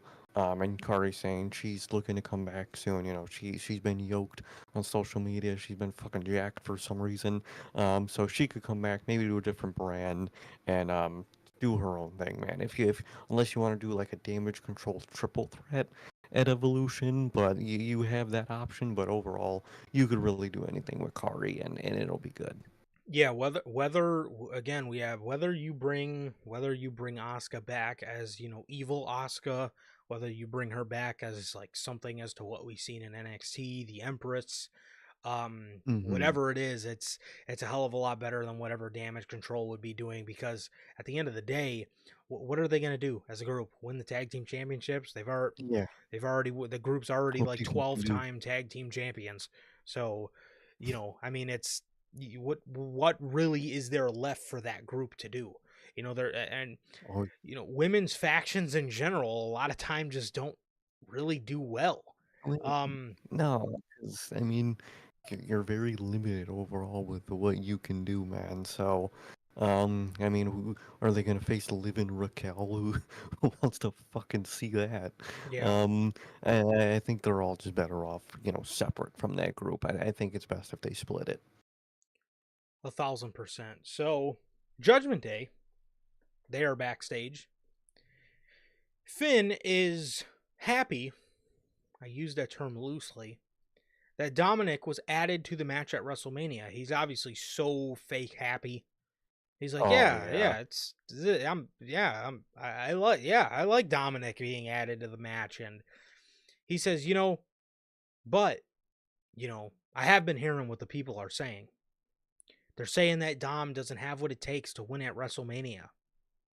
They're saying you're not tough enough. You don't have the killer instinct. You're a loser. But hey, tonight you could prove all of them wrong, because I believe in you. He says, you got this, man. As the whole time Finn is throwing those jabs that obviously came from him, Right in the eyes of Dominic. they, Looking that man dead in his soul saying that shit. mm-hmm, Dom, Liv, and Raquel had the most stone-faced look. They are so on to Finn Balor, it is not even funny, and they are ready Literally. to they are ready to kick him to the curb, man. You could just sniff it out, dude. Mm-hmm. So I'm really hoping that Finn Balor push in 2025. God, I It's am true. that once that summer comes, because I'm assuming his final pin will be at WrestleMania. The final pin in the Finn Balor era will be at WrestleMania, and after that, once he gets kicked out of the Judgment Day, man, I'm gonna keep a microscope on this, bro, because I really want to Mm-hmm. see this man finally get his flowers, bro, and finally have a good fucking run. So Exactly. No pun intended. That man better be demon mode after after that last pinfall, after that last pin at WrestleMania that he's probably gonna take. definitely, definitely. So hopefully this is the beginning of the end for Finn Balor before he actually gets his singles push, and I hope that's real. Please. I hope so. But we will have to wait and see. But no, I thought this segment was good, man, and I thought they've been teasing to this Judgment Day breakup very well. Um, so it's been a long time, but the stuff we've been getting recently, I thought has been good. I think so, definitely. I like the dynamic they're pulling with these guys. I like the Fatal Four Way that they officially announced earlier today, and I'm very excited to see how this goes, man. I think Dom at this point will walk out of WrestleMania the U.S. the U.S. champ, not the U.S. title. You can't be a title. I IC think he'll title. walk out the champ of that title, IC title. God damn, I'm fucking up everything. God damn it, call me Excalibur. I don't know if you're that bad, but you know, Sometimes, man. he's grabbing the Sometimes that frickin'. dyslexia hits me like a truck. Yeah, that is true. I just don't just not continue what I was gonna say. Lyra Valkyria defeated Bailey for the Women's Intercontinental Championship. The match was pretty good. The match was pretty good. I thought they did decent in ring work. Michael Cole called this an instant classic. I wouldn't go that far, but it was good. It was good Exactly. It nonetheless. was good. Yeah. It was nice to see Lyra actually nice seeing, Fuck, my finally. women's IC champion on television. Which is so fucking stupid. The one dumbass thing about this match is as they're doing the championship announcement thing before the match, you literally just see on the bottom of the fucking screen those two next to each other for their fucking tag match qualifier as they're fucking ringing the bell to this match. Thanks. That thank you for that. I love that. These two are facing each other, and all I could see is that they're going to be teaming together come Friday. Thank you. Thank you for that, Triple H. So Bailey go Bailey goes to hit the rose plant on Lyra, and Lyra counters this into a roll up, ends up defeating Bailey here. And Bailey went to leave the ring. She was very upset. She then turned around and walked back into the ring and gave Lyra a hug and raised her hand. So looks like these two are on somewhat good terms before their gauntlet match on Friday. So yeah, Yeah, the match was good. Like I said, Michael Cole says this was an instant classic. I would not say that by any stretch of the imagination, but it was good nonetheless. So Exactly, and it's actually nice seeing my women's IC champion for once. yes, we got American Made, the Creed brothers and El Grande Americano defeating the LWO. The match was okay. It was exciting. There was a lot of dives that the crowd was just really getting into. The crowd was pretty Hmm. hot for this. The crowd was pretty hot for this stuff, man. They were seemed to be having a ball. So as all these dives were going on and the LWO guys are diving onto each Creed brother, Ivy hands the Mexican luchador El Grande a metal plate.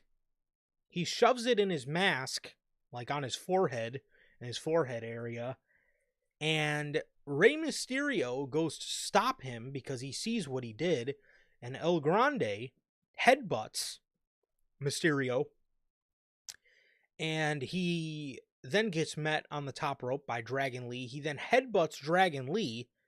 He then hits a diving headbutt after Dragon Lee falls to the mat.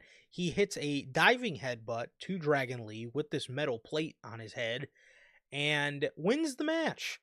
So El Grande Americano wins the match for American Made, as this is what it takes for American Made to get a victory. Chad Gable to channel his inner luchador.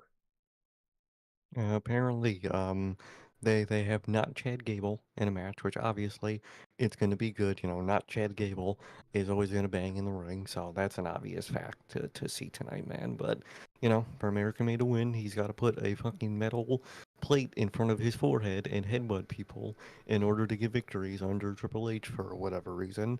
And yeah, this is what not Chad Gable is doing. And about a year ago, that man was the most probably the most one of the most interesting parts of television, and now he's in a luchador mask. Love to see it. Man, goddamn. So Rey Mysterio is in the back a couple segments later, and he walks into Pierce's office and he says, "Pierce, I want a WrestleMania match against the man who's been disrespecting the luchador legacy, El Grande Americano." And he gets his match. He gets his match. Wow, Chad Gable will fucking have a one-on-one match at WrestleMania, which that is pretty tough. that's awesome. That is pretty But tough. But it will be under a mask. But it is still Chad Gable. And I am happy for Chad. I wish Chad Gable would be getting the match, but I mean, I get the way they're going with the story. I may not like it. It may not be what I would be doing with Chad Gable, in a luchador mask, but I would assume, WrestleMania is going to be the place where they unmask, Chad Gable yeah, as the luchador, and he's, going to be revealed as El Grande Americano. Um, I hope he wins. I don't see a point in having Rey Mysterio beat him at WrestleMania. I think I think that would just be great to have Chad Gable pick up a victory at WrestleMania. Um, Obviously he needs it more than Ray, but nonetheless, man. Again, it may be Chad Gable under a mask, but I am stoked that we will be seeing a Chad Gable singles match at WrestleMania. I think that's pretty dope. I think it is, man. I think it is. Unfortunately, he's under a luchador mask for whatever reason. And you mentioned, earlier about Kevin Owens as to how Vince seen him, and unfortunately, Chad Gable is to Triple H as what Kevin Owens was to Vince, a guy who's great when he's serious, but the guy in charge can only see his comedy side. And Chad Gable as KO at the time, made it work. He always made it work. But he's just stuck in a comedy gimmick, man. And it's very unfortunate that what Kevin Owens was to Vince is what Chad Gable is to Triple H for some reason, man.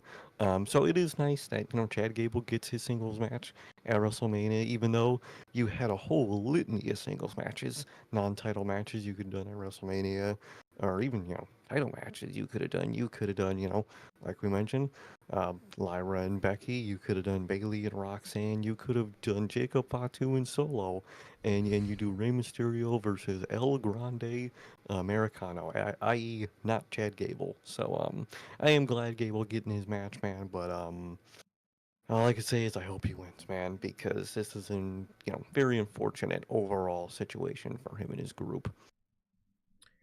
Definitely.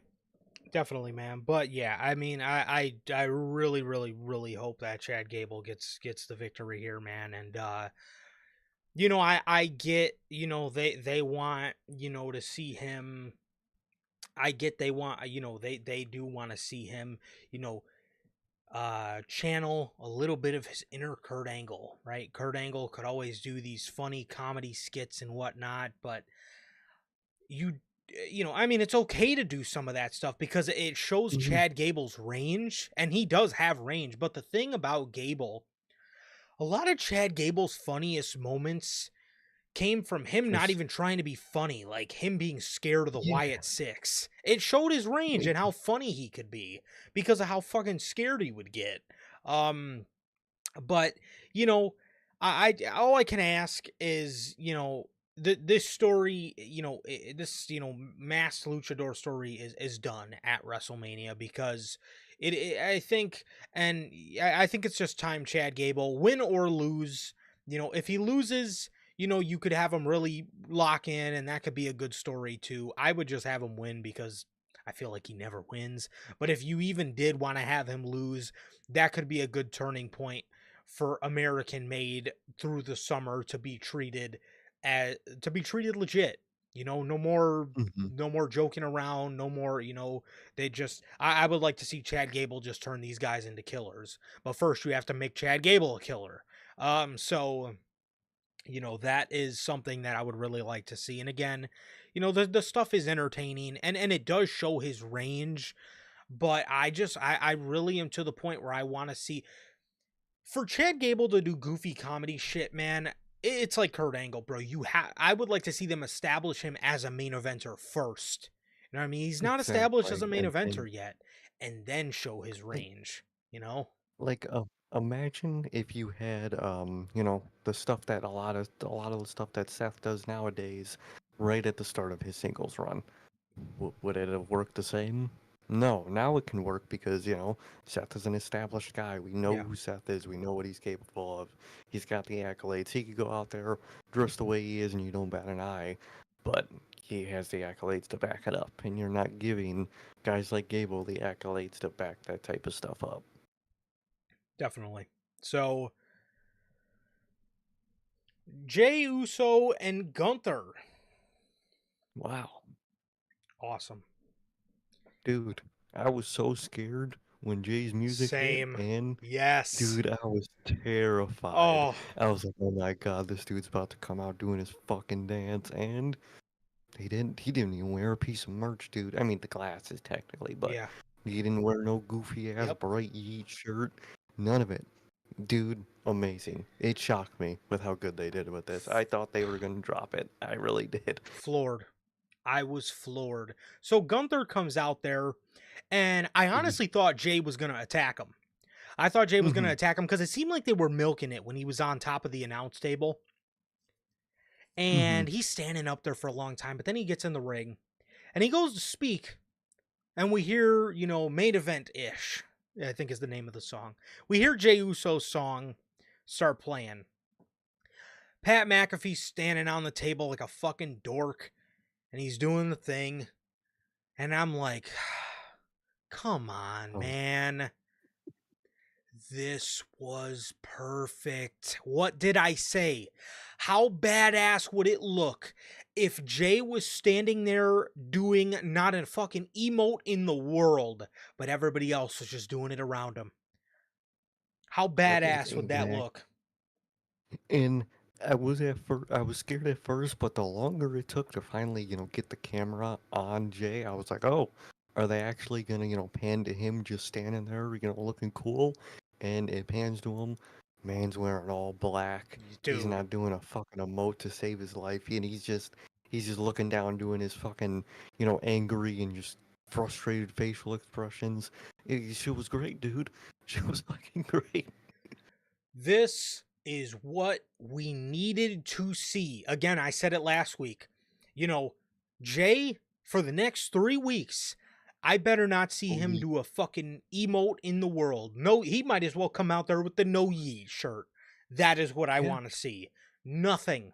I want to see I want to see a killer. I want to see the right-hand man. I want to see fucking angry pitbull Jey Uso ready to fucking Mhm. pounce. Okay? That is what we needed, and that is what we got. And I really got to give props to WWE because they dropped a whole new line of merch for him today. I think it's like orange and blue yeet stuff. Did he come out wearing it? Really? No. They dropped. Yeah, What? you can look. It's up on the shop now. It's a whole new. They dropped a whole new like color scheme for him. I think it's orange and blue. I believe. And You'll see. they dropped a bunch of new shit, and he did not wear a lick of merch. Again, he had glasses Yep. that he wrote yeet on, but it was an all black shirt, it was all black joggers, and again, it was a pair of black glasses that just said yeet on them. But did he come out there waving his fucking arms around with all the fucking kids? No. He came out there pissed, ready Mm-hmm. ready to kill. Fucking great, dude. Wearing all black. He's got the chain. Looked badass, dude. Loved it, man. Loved it. He gets in the ring. He gets in the ring as I was so scared when that music hit because commentary's like, "Where is he?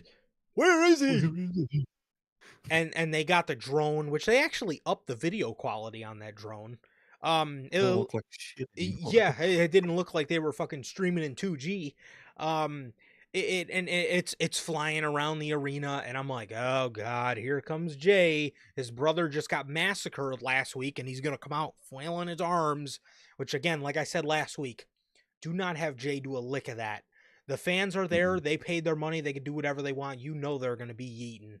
Do not have him do that. That looks like shit, and they didn't.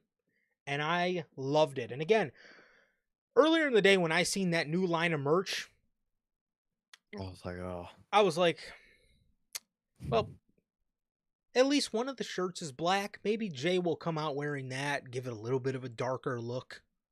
But dude, he actually didn't Yeah. come out wearing any of that shit. And I was even more happy when he officially came out. All black shirt, not a design in the world on that shirt. He gets Nope. in the ring and he takes off his glasses instantly. So now there's no yeet. There is not a single word yeet on this man's body at this point once he took those glasses off. He says to Gunther, he says, do you talk to your mom? He says, what do you guys talk about? You guys talk about your wife, your kids, what you have for dinner, where you guys going to eat? You guys talk about your dad, your cousins. What do you guys talk about? He says, I have a mother too.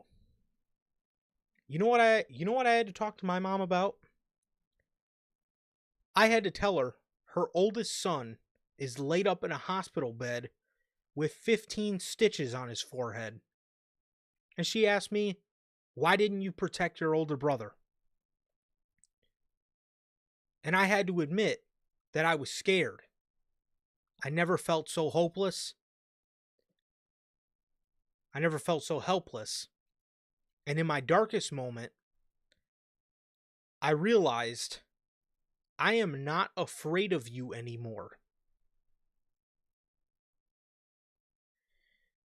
He says to Gunther, he says, before you leave for WrestleMania,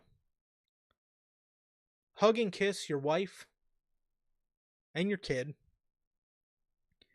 Before WrestleMania, I am going to pray for forgiveness for the man that I am about to become. He says, I'm going to get you for my family, for my brother, and I'm going to take that World Heavyweight Championship. I think what spoke the most to me through this whole segment, and this is what Mhm. I love about this, and it really just gives off like, and you could see Gunther was even spooked because for as mad as he Yeah. was, he didn't even lay a hand on him. No. He was just standing there. They were just face to face, man. And Gunther started this segment fucking cheesing Yep. after what he did, man. It was hilarious, actually. Man, he walked into the building cheesing, and after everything Jay said, he was just standing there like, damn, fuck. You can just see by the look on his face that he regretted what he did to Jimmy Mhm. last week because even commentary said for the first time since Jay announced that he was going to face Gunther, Gunther looks for the first time since then like Jay has the upper hand. And Mhm. dude, Jay, Great. dude, this was what I wanted to fucking see, man. This is a WrestleMania story right here, not Gunther coming out and choking out Jey Uso every fucking week, and Jey Uso still coming out the next week, hanging out with the crowd and yeeting. Dude, this is the shit we needed to see. This right here is a WrestleMania story. My God, absolutely incredible, bro. Absolutely incredible, man. And I love what they did here. Everything from the presentation and the perception of this whole thing with Jay, you know, not eating, wearing no merch, just bare bones as you can get. This is what this segment was, Excellent. and didn't even lay a hand on him, nor did Gunther say anything back because Jay smacked the mic out of his hand before he could say anything. Without a rebuttal from Gunther or an ounce of physicality, this segment told so much story. And I fucking loved it. Mhm. This has probably been one of my favorite segments. I don't know if it is better than what they did last week, but in terms of a promo battle, this is the best shit they've done up until this point. Most definitely, man. It was an energy that they need to keep.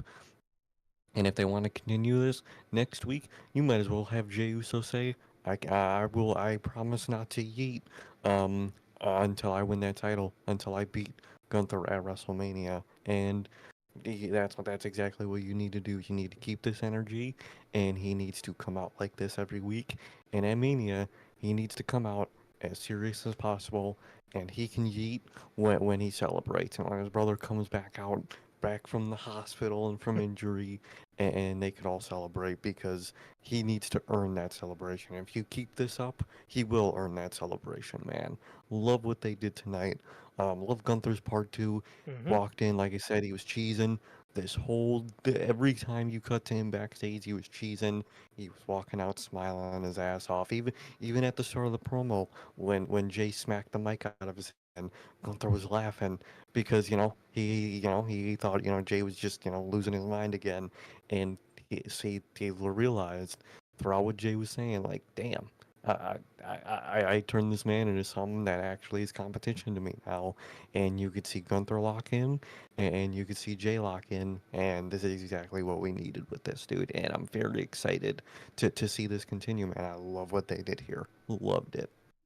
Absolutely, bro. Absolutely. Because, up until this point, this shit has been very formulaic. It's Jay, Hmm. it's Gunther coming out every week saying Jay's a disgrace. And then Jay, complains that the people doubt him and all this stuff. But, he comes out there having fun like there's not a care in the world. This Hmm. this man, this is where things have taken a turn, and it ultimately served this whole program so much better. And this is 10 times more intriguing than it's been the whole Mania build, man. So I loved it, man. And then two, look at the last big match that Jay won. It was the Royal Rumble. Jay, when he came out, he didn't yeet at all. He No. came out, he ripped off the necklace and he ran to the ring. You know what I mean? So like like Sir K said, like Sir K said, man, he needs to earn that celebration, and you cannot have him yeet Mhm. at all until WrestleMania. No. Because in all honesty, what is there to yeet about? What is there to celebrate about? Are you yeeting because you watched your brother in a bloodbath? You know, I mean, Mhm. what is there to yeet about? Nothing. Until you win that World Heavyweight Championship, there is nothing to yeet about. So, yeah. Most definitely, man. Most definitely. I love what they did. And another aspect I love, the crowd were obviously still on their yeet shit. And at the start of the promo, they kept trying to, say yeet after, Jay would say his lines. And Yes. he literally told the crowd to cut it with the yeet. To basically, he literally said, like, not now. And that's exactly what needed to happen. Not now.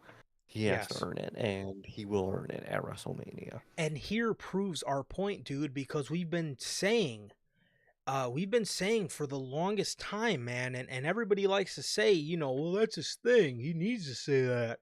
No, he doesn't. He's such a No, great promo. He's such a good promo. He's a fantastic promo, as a matter of fact. he is. You do not need him to lean on this stupid bullshit. I'm going to yeet, beat yeet, Gunther yeet at WrestleMania yeet. I mean, what is that? Like, He does not need to lean on that stupid shit. I mean, what? Like, no, And bro, let the yeah, crowd do that part. that is one thing I did forget to write down. That was a great addition. Is him kind of waving the crowd down like, not right now. I like that a Mhm. lot. I like that a lot. So, and again, he's such a good promo, and it was proven here. He does not need to revert to that kind of shit. He doesn't. No, he doesn't at all, man. Because the crowd does it for him. They're his energy, and he can let them be his energy, but he's got to be pissed and he's got to be locked in. Well, maybe you could teach him a thing or two, man. I don't know. I don't know if you want to So, learn from me, man. I think he might lose at WrestleMania I if he fucking learns from me. I don't think So, so, dude. If he learns how to lock in from you, I think it's a guaranteed victory. Maybe we got to set you up with Jay, man. But anyways, well, he might switch things up at WrestleMania at that point. I don't know. the New Day versus the War Raiders with comedian Tony Hinchcliffe on commentary. That was awful. Dude.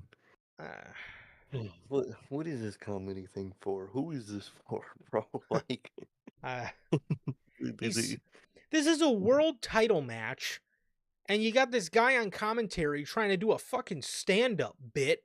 He's like making jokes about Michael Cole, like he's telling Michael Cole like you haven't the first. He's like making like Michael Cole being old jokes. He's talking about like yeah, the first match you commentated was David versus Goliath, and you started watching in the Jurassic era, and he's talking about the roast of WrestleMania. They also had another comedian, Bert um, Kreischer. I don't know how to yeah, pronounce his last name, but something I along those. never do. It's pretty close. Yeah, Yeah, this was not the fucking time or the place for this, man. This is why you're again. What's the saying, bro? Perception is reality. You got a fucking comedian making jokes during your World Tag Team Championship match. What the fuck? What is really, that? really really makes you soak in the badassery of the fucking War Raiders, man. They're so cool and tough, and you got some fucking comedian schmuck trying to hit his material and get no pop from it, dude. Dog, like I get. You're on Netflix. Netflix has all these deals they want to advertise. Dude, just show an ad during the match of these comedy events. I don't need these people here. I don't need them on fucking commentary doing their fucking lame ass material. Unless you got Kevin Hart up there cracking jokes with fucking The Rock, I don't care. I Yeah. really don't care. Yep. Even when they bring Fluffy on, he don't make jokes. He be sitting there talking about all the superstars that he fucks with because he's a massive Yeah, wrestling fan. they'll be on one little interview segment. They'll ask who he wants to win whatever said match to ask, and he gives his answer, and he's just there to enjoy the show. It's that simple, dude. It really is. I don't need them to be a part of the show. Same way Andrew Schultz, whatever his name, I didn't need him to be involved in the show. Yeah, I don't need the same thing, dude. I just don't need it. I don't care about it. This isn't their world. This is ours. exactly. Exactly, man. And again, you play ads all the time whenever Sami Zayn does his Yeah. comedy shows. So why don't you just play a little Mm. Tony Hinchcliffe roast of WrestleMania weekend? Be there or fucking be square. I don't know, whatever you want to say. Um, but dude, this on commentary, man, again, like you said, this really made me feel the badassery and the aura of the War Raiders. You got a fucking guy on commentary making fucking old jokes to Michael Cole. Great. And, and speaking of, Netflix and Raw on Netflix, there's a really an element that the whole one of the big aspects of going to WWE and being a part of it is your entrance and Oh my why don't we god. see entrances half the time on Raw anymore? You cut to the Lyra and Bailey match, their entrances were on commercial for U.S. audience. Same with War Raiders and New New Day. Day. Why? New Day. Hmm. Why the fuck did the challengers get the entrance and then for the War Raiders we cut to a ad? Are you kidding me? Bro, it's the whole that is 25% of their act is their entrance, and you just don't show it. This Netflix on Raw system, it needs adjustments, man, because there's many flaws with it. My god, man. Yeah, this match was fucking great on mute, says Rainmaker. Yeah, I agree. I mean, I again, don't blame you. comment. I mean, dude, Lord, that dude, man. Don't ever do that. Don't ever do no bullshit like that again, bro. I mean, what the fuck? No, that was ass, dude. That was really ass. You know, that guy a couple times has been on. I've seen clips of him on Undertaker's podcast a couple times. I I guarantee have you that's to. how he got his foot in the door. Guarantee it. Oh fuck. He's homies with Taker and that whole circle of Yep. guys. Yep. Um, yeah, because I saw a story, I saw a video of Taker telling some like Hogan story. Was it the one you showed me Yes. of Taker? Yeah, and he was on that He Yep. was on that fucking podcast with him, and that just. I don't care about this dude. I don't care. I don't care about these Netflix specials. I really don't, man. Yeah. I mean, good lord. Again, if you want to do something, do the segment that you did with Bert and Otis, and just keep it a quick Yeah, minute segment and get it out. Having this guy on literally. commentary during a world title match was the wrong way to go about this, man. But this match was decent. This match was decent. It was okay stuff. The War Raiders dominated for most of it, and New Day started to panic because the War Raiders were hitting a lot of their big moves, and Xavier. I don't know what the logic behind this was, but Xavier throws a chair at Ivar, and Ivar just fucking hits him with the chair right in front of the fucking referee's eyes and gets the War Raiders disqualified. And then the New Day attacked the shit out of him afterwards. It was a good post match beatdown. I'll give them that. It was a pretty good Mhm. post match They beat beatdown. Chanel. Yeah, Mhm. they definitely did. But Like, I don't really know. I don't way to make Ivar look like a complete dunce. I mean, what why he threw a chair at you? Why would you just like you genuinely thought in your head, let me flip this chair around to a different position so I could hit him in the gut instead of like I could see off maybe instinct if he just threw the chair right back in his face, just because he and it threw it at just him. mhm. But you genuinely thought, let me reposition my hands and then shove it in his gut. What the What? At that point, he's throwing that chair at me. I'm taking a back bump, dude. I'm making him look like an ass. Because like, what, bro? Very weird way to book this match, man. Very. Yeah, I don't know. Like I said, the post match beatdown afterwards was pretty good, man. But I'm sure this means we're in store for another match. I don't know if this means New Day. I don't know if this just means they didn't want to beat War Raiders on match one, or if they didn't want to beat New Day out the gate like this. But it remains to be seen, and unfortunately, I don't think there's really a light at the end of the tunnel for either of these teams at the moment. I don't think there's a light at the tunnel for tag team wrestling Yeah, at the moment. sounds about right. Um, In any capacity. so, um, so the next match was Penta versus Dominic Mysterio. Penta defeats Dominic with a Penta driver. And afterwards, Carlito and Dominic attack Penta. And what happened next was Wow. a moment before disaster. This motherfucker, Braun Breaker, comes out to save Pentagon. This dude was in the air for so long. Okay, so he, as soon as he walked through the curtain, you could just see the look on his face. And I said, oh no. He was ready.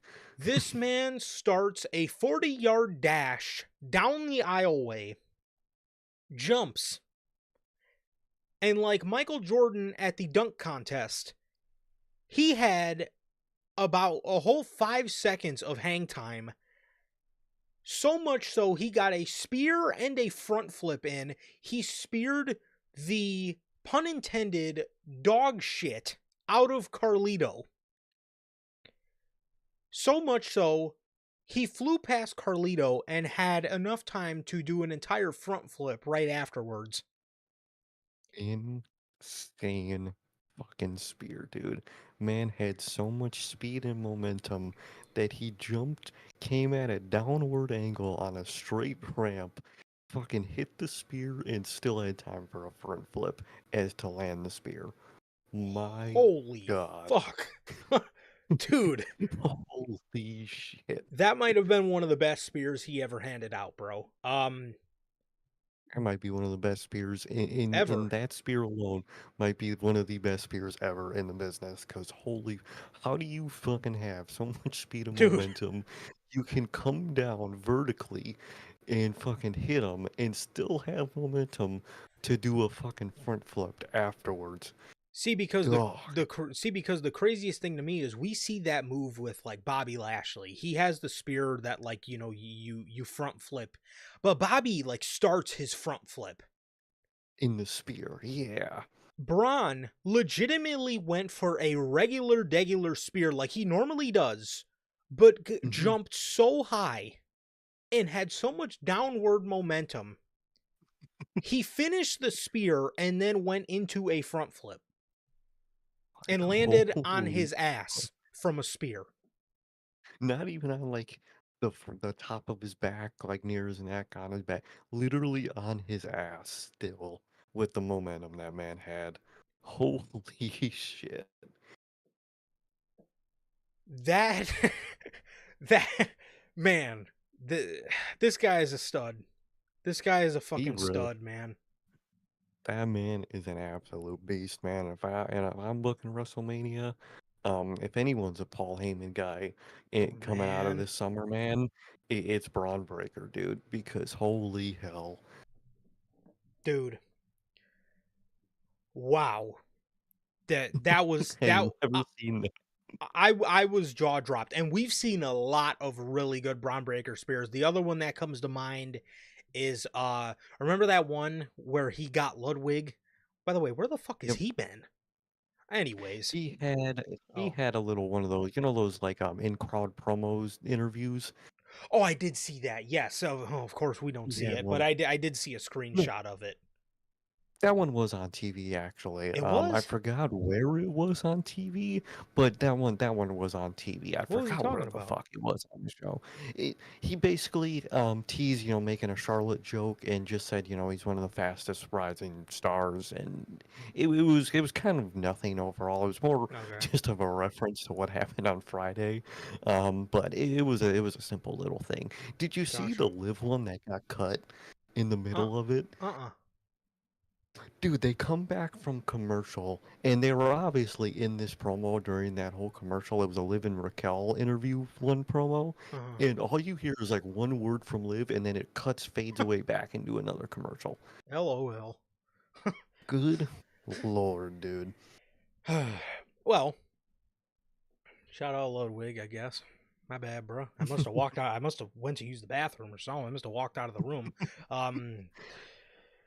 So I went to throw my plate away or something. I don't know what.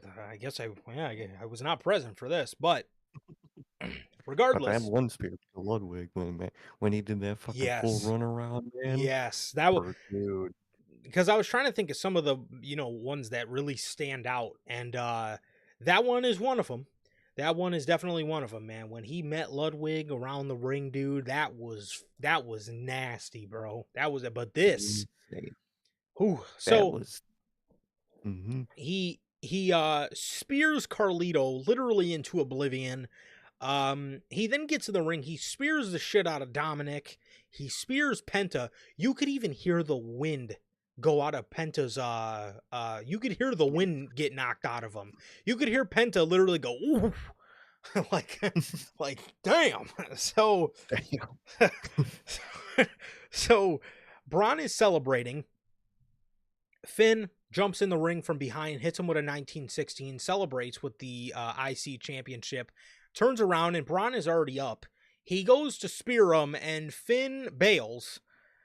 He gets the fuck up out of there as Braun stands tall and Finn retreats with everybody else murdered in the ring and on the outside, man. So decent little match, decent match. It's nice to see Dominic be put in matches because he's not bad, and I don't know why WWE doesn't put him in these kind of matches when again he's pretty good. I mean, he's gotten a lot fucking better than when we first seen him, man. I remember some of his stuff even in 2023 with Dragon Lee when they were fighting for the North American title. I was very pleased I with. like that.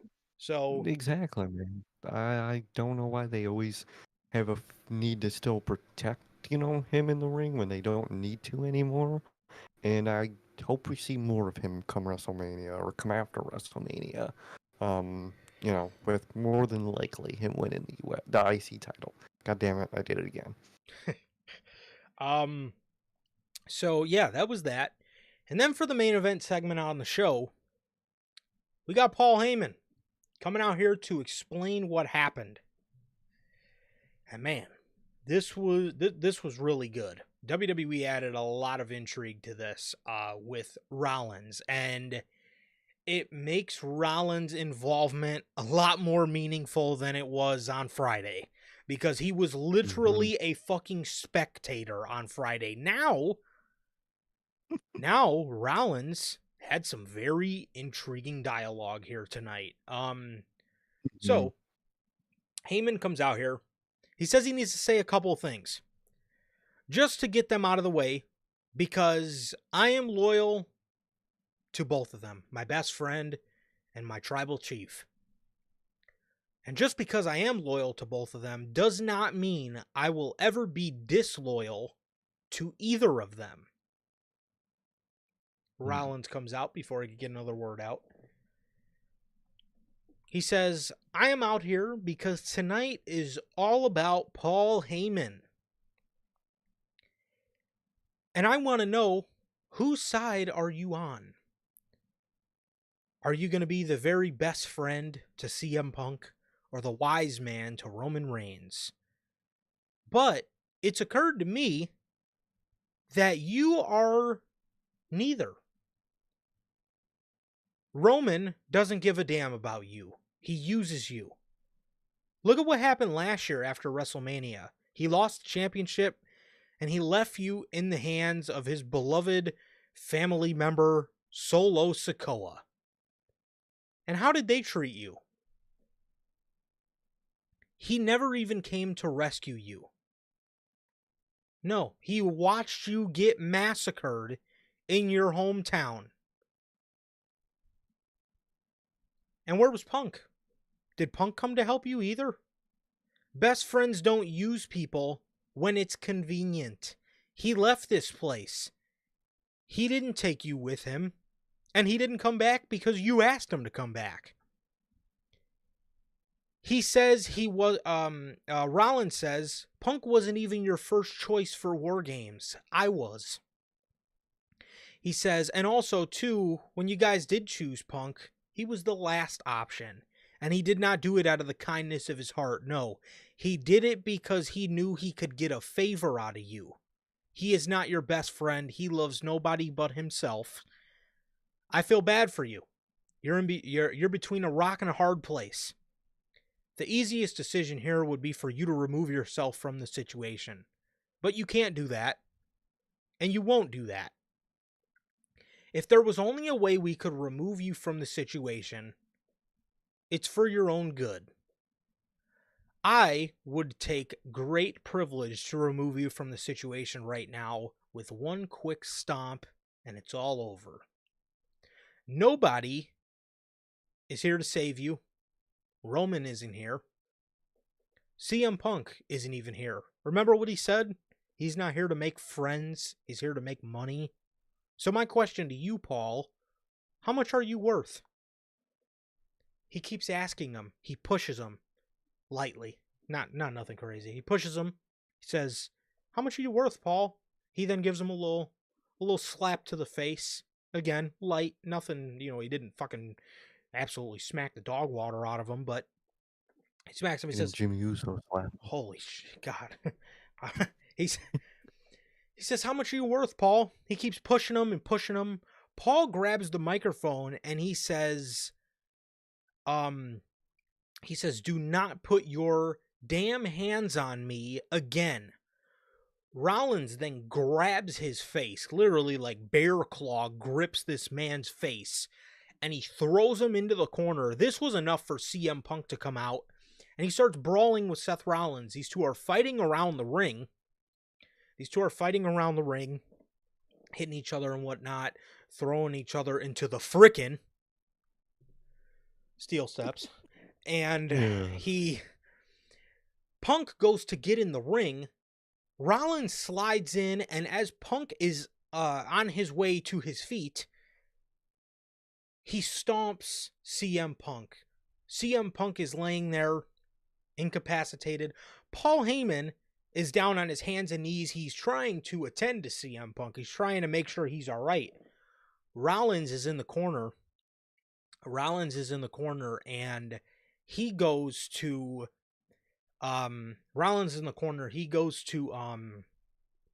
stomp Paul Heyman. He sees Paul Heyman in perfect position.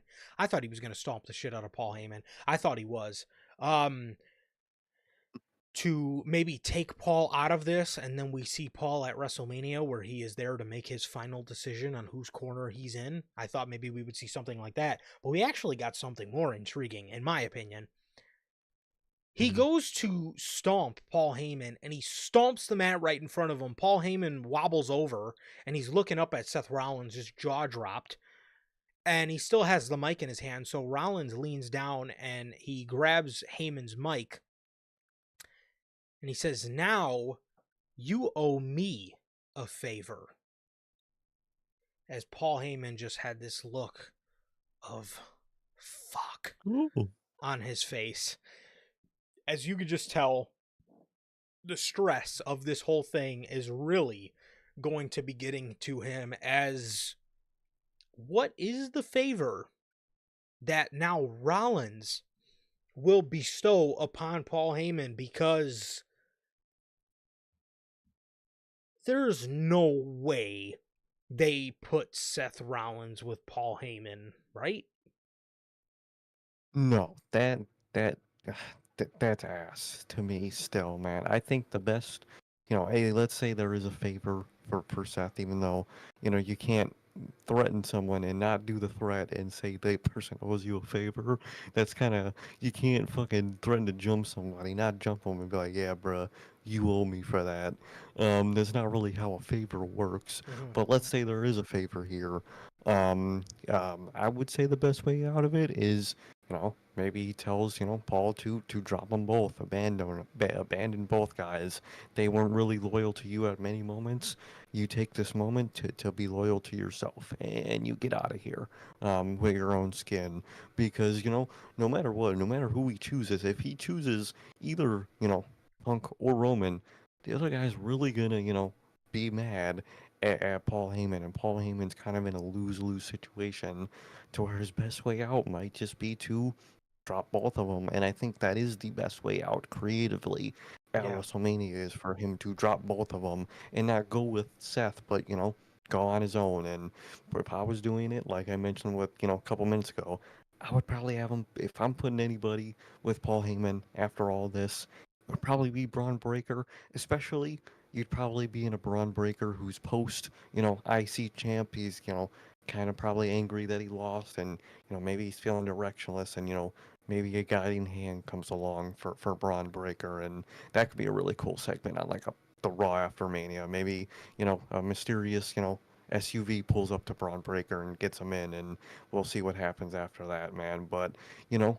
I would personally probably think that's the best way out for WrestleMania for this triple threat is for Heyman to drop both of them. I think I think although I'm gonna be very sad to see it go. His alliance with Roman, it's been so great. That's gonna be a really sad thing to see gone. Um, yeah, I think you could do it, man. Because I don't want him with Punk, and I really do not want him with Seth, man. So I think that might be your best way out of this, man. But what about you? 100%, man. And I honestly, I could see something like that. I could see, Rollins is telling Heyman Get to out take now. yourself out of the equation. So Hmm. maybe that's the favor. Maybe that's the favor that Rollins asks of Paul Heyman is to get out of here before it's too late. And Hmm. what Heyman can do, like you said, the best option out of this might be to leave both because again, like you just mentioned, for as fantastic and as career altering and phenomenal as the partnership between Heyman and Roman has been, An amazing run of all time.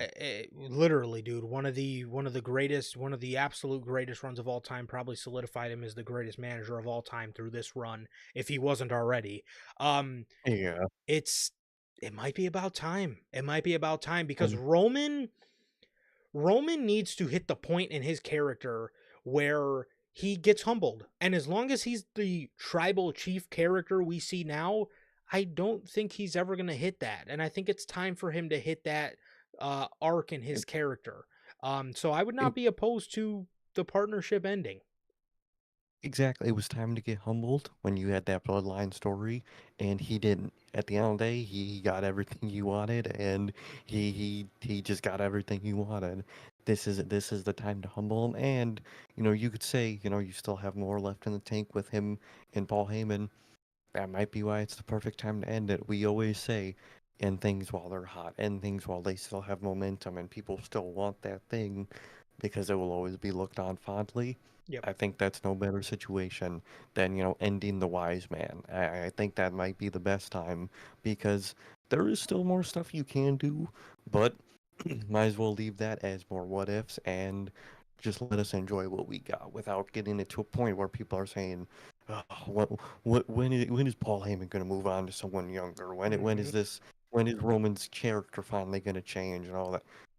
Do it now. Snap your finger and just do it now. And I think you have the perfect opportunity at WrestleMania. And see, what I love about this segment is again, I am not of the belief that Seth Rollins needs to be paired with Paul Heyman, but what I love from this, I don't want to see that at all. What I love from this is we're starting to see Rollins get more gritty, I thought, get more methodical, yeah, get more almost kind of desperate. yes, it almost kind of it almost you just again you just start to see this other side of him that's just vicious and almost sort of evil and I like it. And Yeah, what I love of Rollins' inclusion here, and what they need to do more of this because it's going to make him feel less like a third wheel. Heyman and Roman Punk and Roman are going to plead their case for why Heyman should join them. You know, Mhm. Seth being the median to get Paul Heyman to leave both of them, and Seth to call it down the middle and tell Heyman how it really is, because both things are very true. And that's what I love about this promo Yeah. from Seth here. He can be the guy to open Heyman's eyes to this, and that will play phenomenally to, like I said, make him feel less like a third wheel in this whole thing, as having him be the guy to speak to Paul Heyman, and have him be the guy to be the guy to open Paul Heyman's eyes, probably earns Rollins a victory in this match, while also allowing Paul Heyman to take himself off the hamster wheel and start on a completely new one. And I think that's Mhm. fucking awesome. And and what better than a person than, Paul Heyman, he's kind of entrapped in, bloodline drama, the drama of Roman, the drama of Punk. Maybe Yeah. he wants to, go someone that's with, more business, all business, i.e. a guy like Braun Breaker who's Yep. just who wants the business part of a Paul Heyman partnership. Because, you got obviously, there's the business in him and Roman, but Roman, he's a dramatic guy. He'll throw his anger in Paul Yeah. Heyman's face and all this. Maybe he wants a guy who's all business right now, and what better person than Braun Breaker? I think that's a great option. I I think it's think perfect. yeah, I think that's a fantastic option. I think people want to see that. It's something that's authentic, because Hmm. we've heard the stories. Braun Breaker goes Yeah, to Paul Heyman and Roman Reigns, but obviously we can't put Braun in the bloodline. So, but exactly.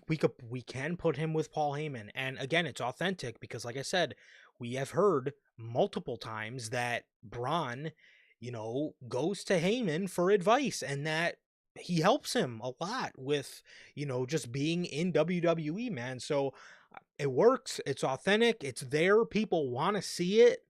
I think that's your best course of action. And this is what I loved so much tonight about the role that Rollins is playing in all of this. And that's why I love this segment so much. It adds a completely different dynamic because, you know, Roman is never going to admit that, he uses Paul Heyman and he's just there to shine his shoes and order his steaks, and Punk is never gonna Exactly. fucking admit that uh you know He's the same thing. I didn't really give a shit about you when I left. I stopped talking to you for 7 years. He's obviously none of these guys are gonna admit that. They'll probably say the other things about each other, but Rollins is gonna Hmm. call it down the middle and just see this from an outsider's perspective. And that is awesome, because then that's going to draw the other two to have heat with Rollins. And that's going to make Rollins feel Right. less like a third wheel. Man, you got a real good opportunity here, man, and I hope they take it. So, yeah, absolutely. And I think your best course of action is Paul Heyman in that main event walks out, and that earns Yep. Seth Rollins a victory, because both of the guys are like, what the fuck? You're not with either of us. No. And that causes Hmm. Rollins the victory. I think that's how you do it. I would say. I think that's your best way out of this at this point. I think the Seth Rollins victory is not only best deserved, but I I I think it's your best way out. Like you said, have them walk out, have Yeah. both guys be confused as fuck, and maybe even focus either anger on each other, thinking it's some play that one's playing on the other and shit, and you have Seth capitalize. Yep. And then has as John Cena is your world heavyweight champion, who better to piss CM Punk off when he's already in a bad mood because Paul Heyman is not his best friend anymore? Who better to piss off CM Punk than heel John Cena? Mm-hmm. And for a lot of that Perfect, dude. anger to be then guided towards John. So I think that would be great, and that's why I love that final segment, just for Rollins' inclusion, because I've been very critical of him feeling like a third wheel the past couple times we've Mm-hmm. seen these guys. Oh, not to mention, obviously there was no Cena on tonight's show. Roman Reigns is coming to Raw next week, so it looks like they are moving this feud to Raw now. What brand is he on? What brand is anybody on? I was literally about to say that. What brand is what, dude, at this point? Dude, how do you spin a draft after any of this, dude? Because what are you drafting? It doesn't matter. So Roman Reigns is going to be on next week, man, which is cool. Yeah. Obviously, I'm excited. But fucking no continuity, man, for anything. And Or no brand, nothing. I'm really looking towards Jay and Gunther and Roman Rollins and Punk.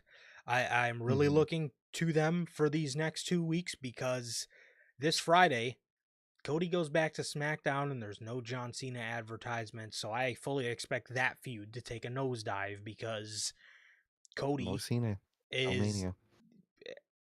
I really hope they got a surprise in store because that's not gonna go good. Um, That's not a really.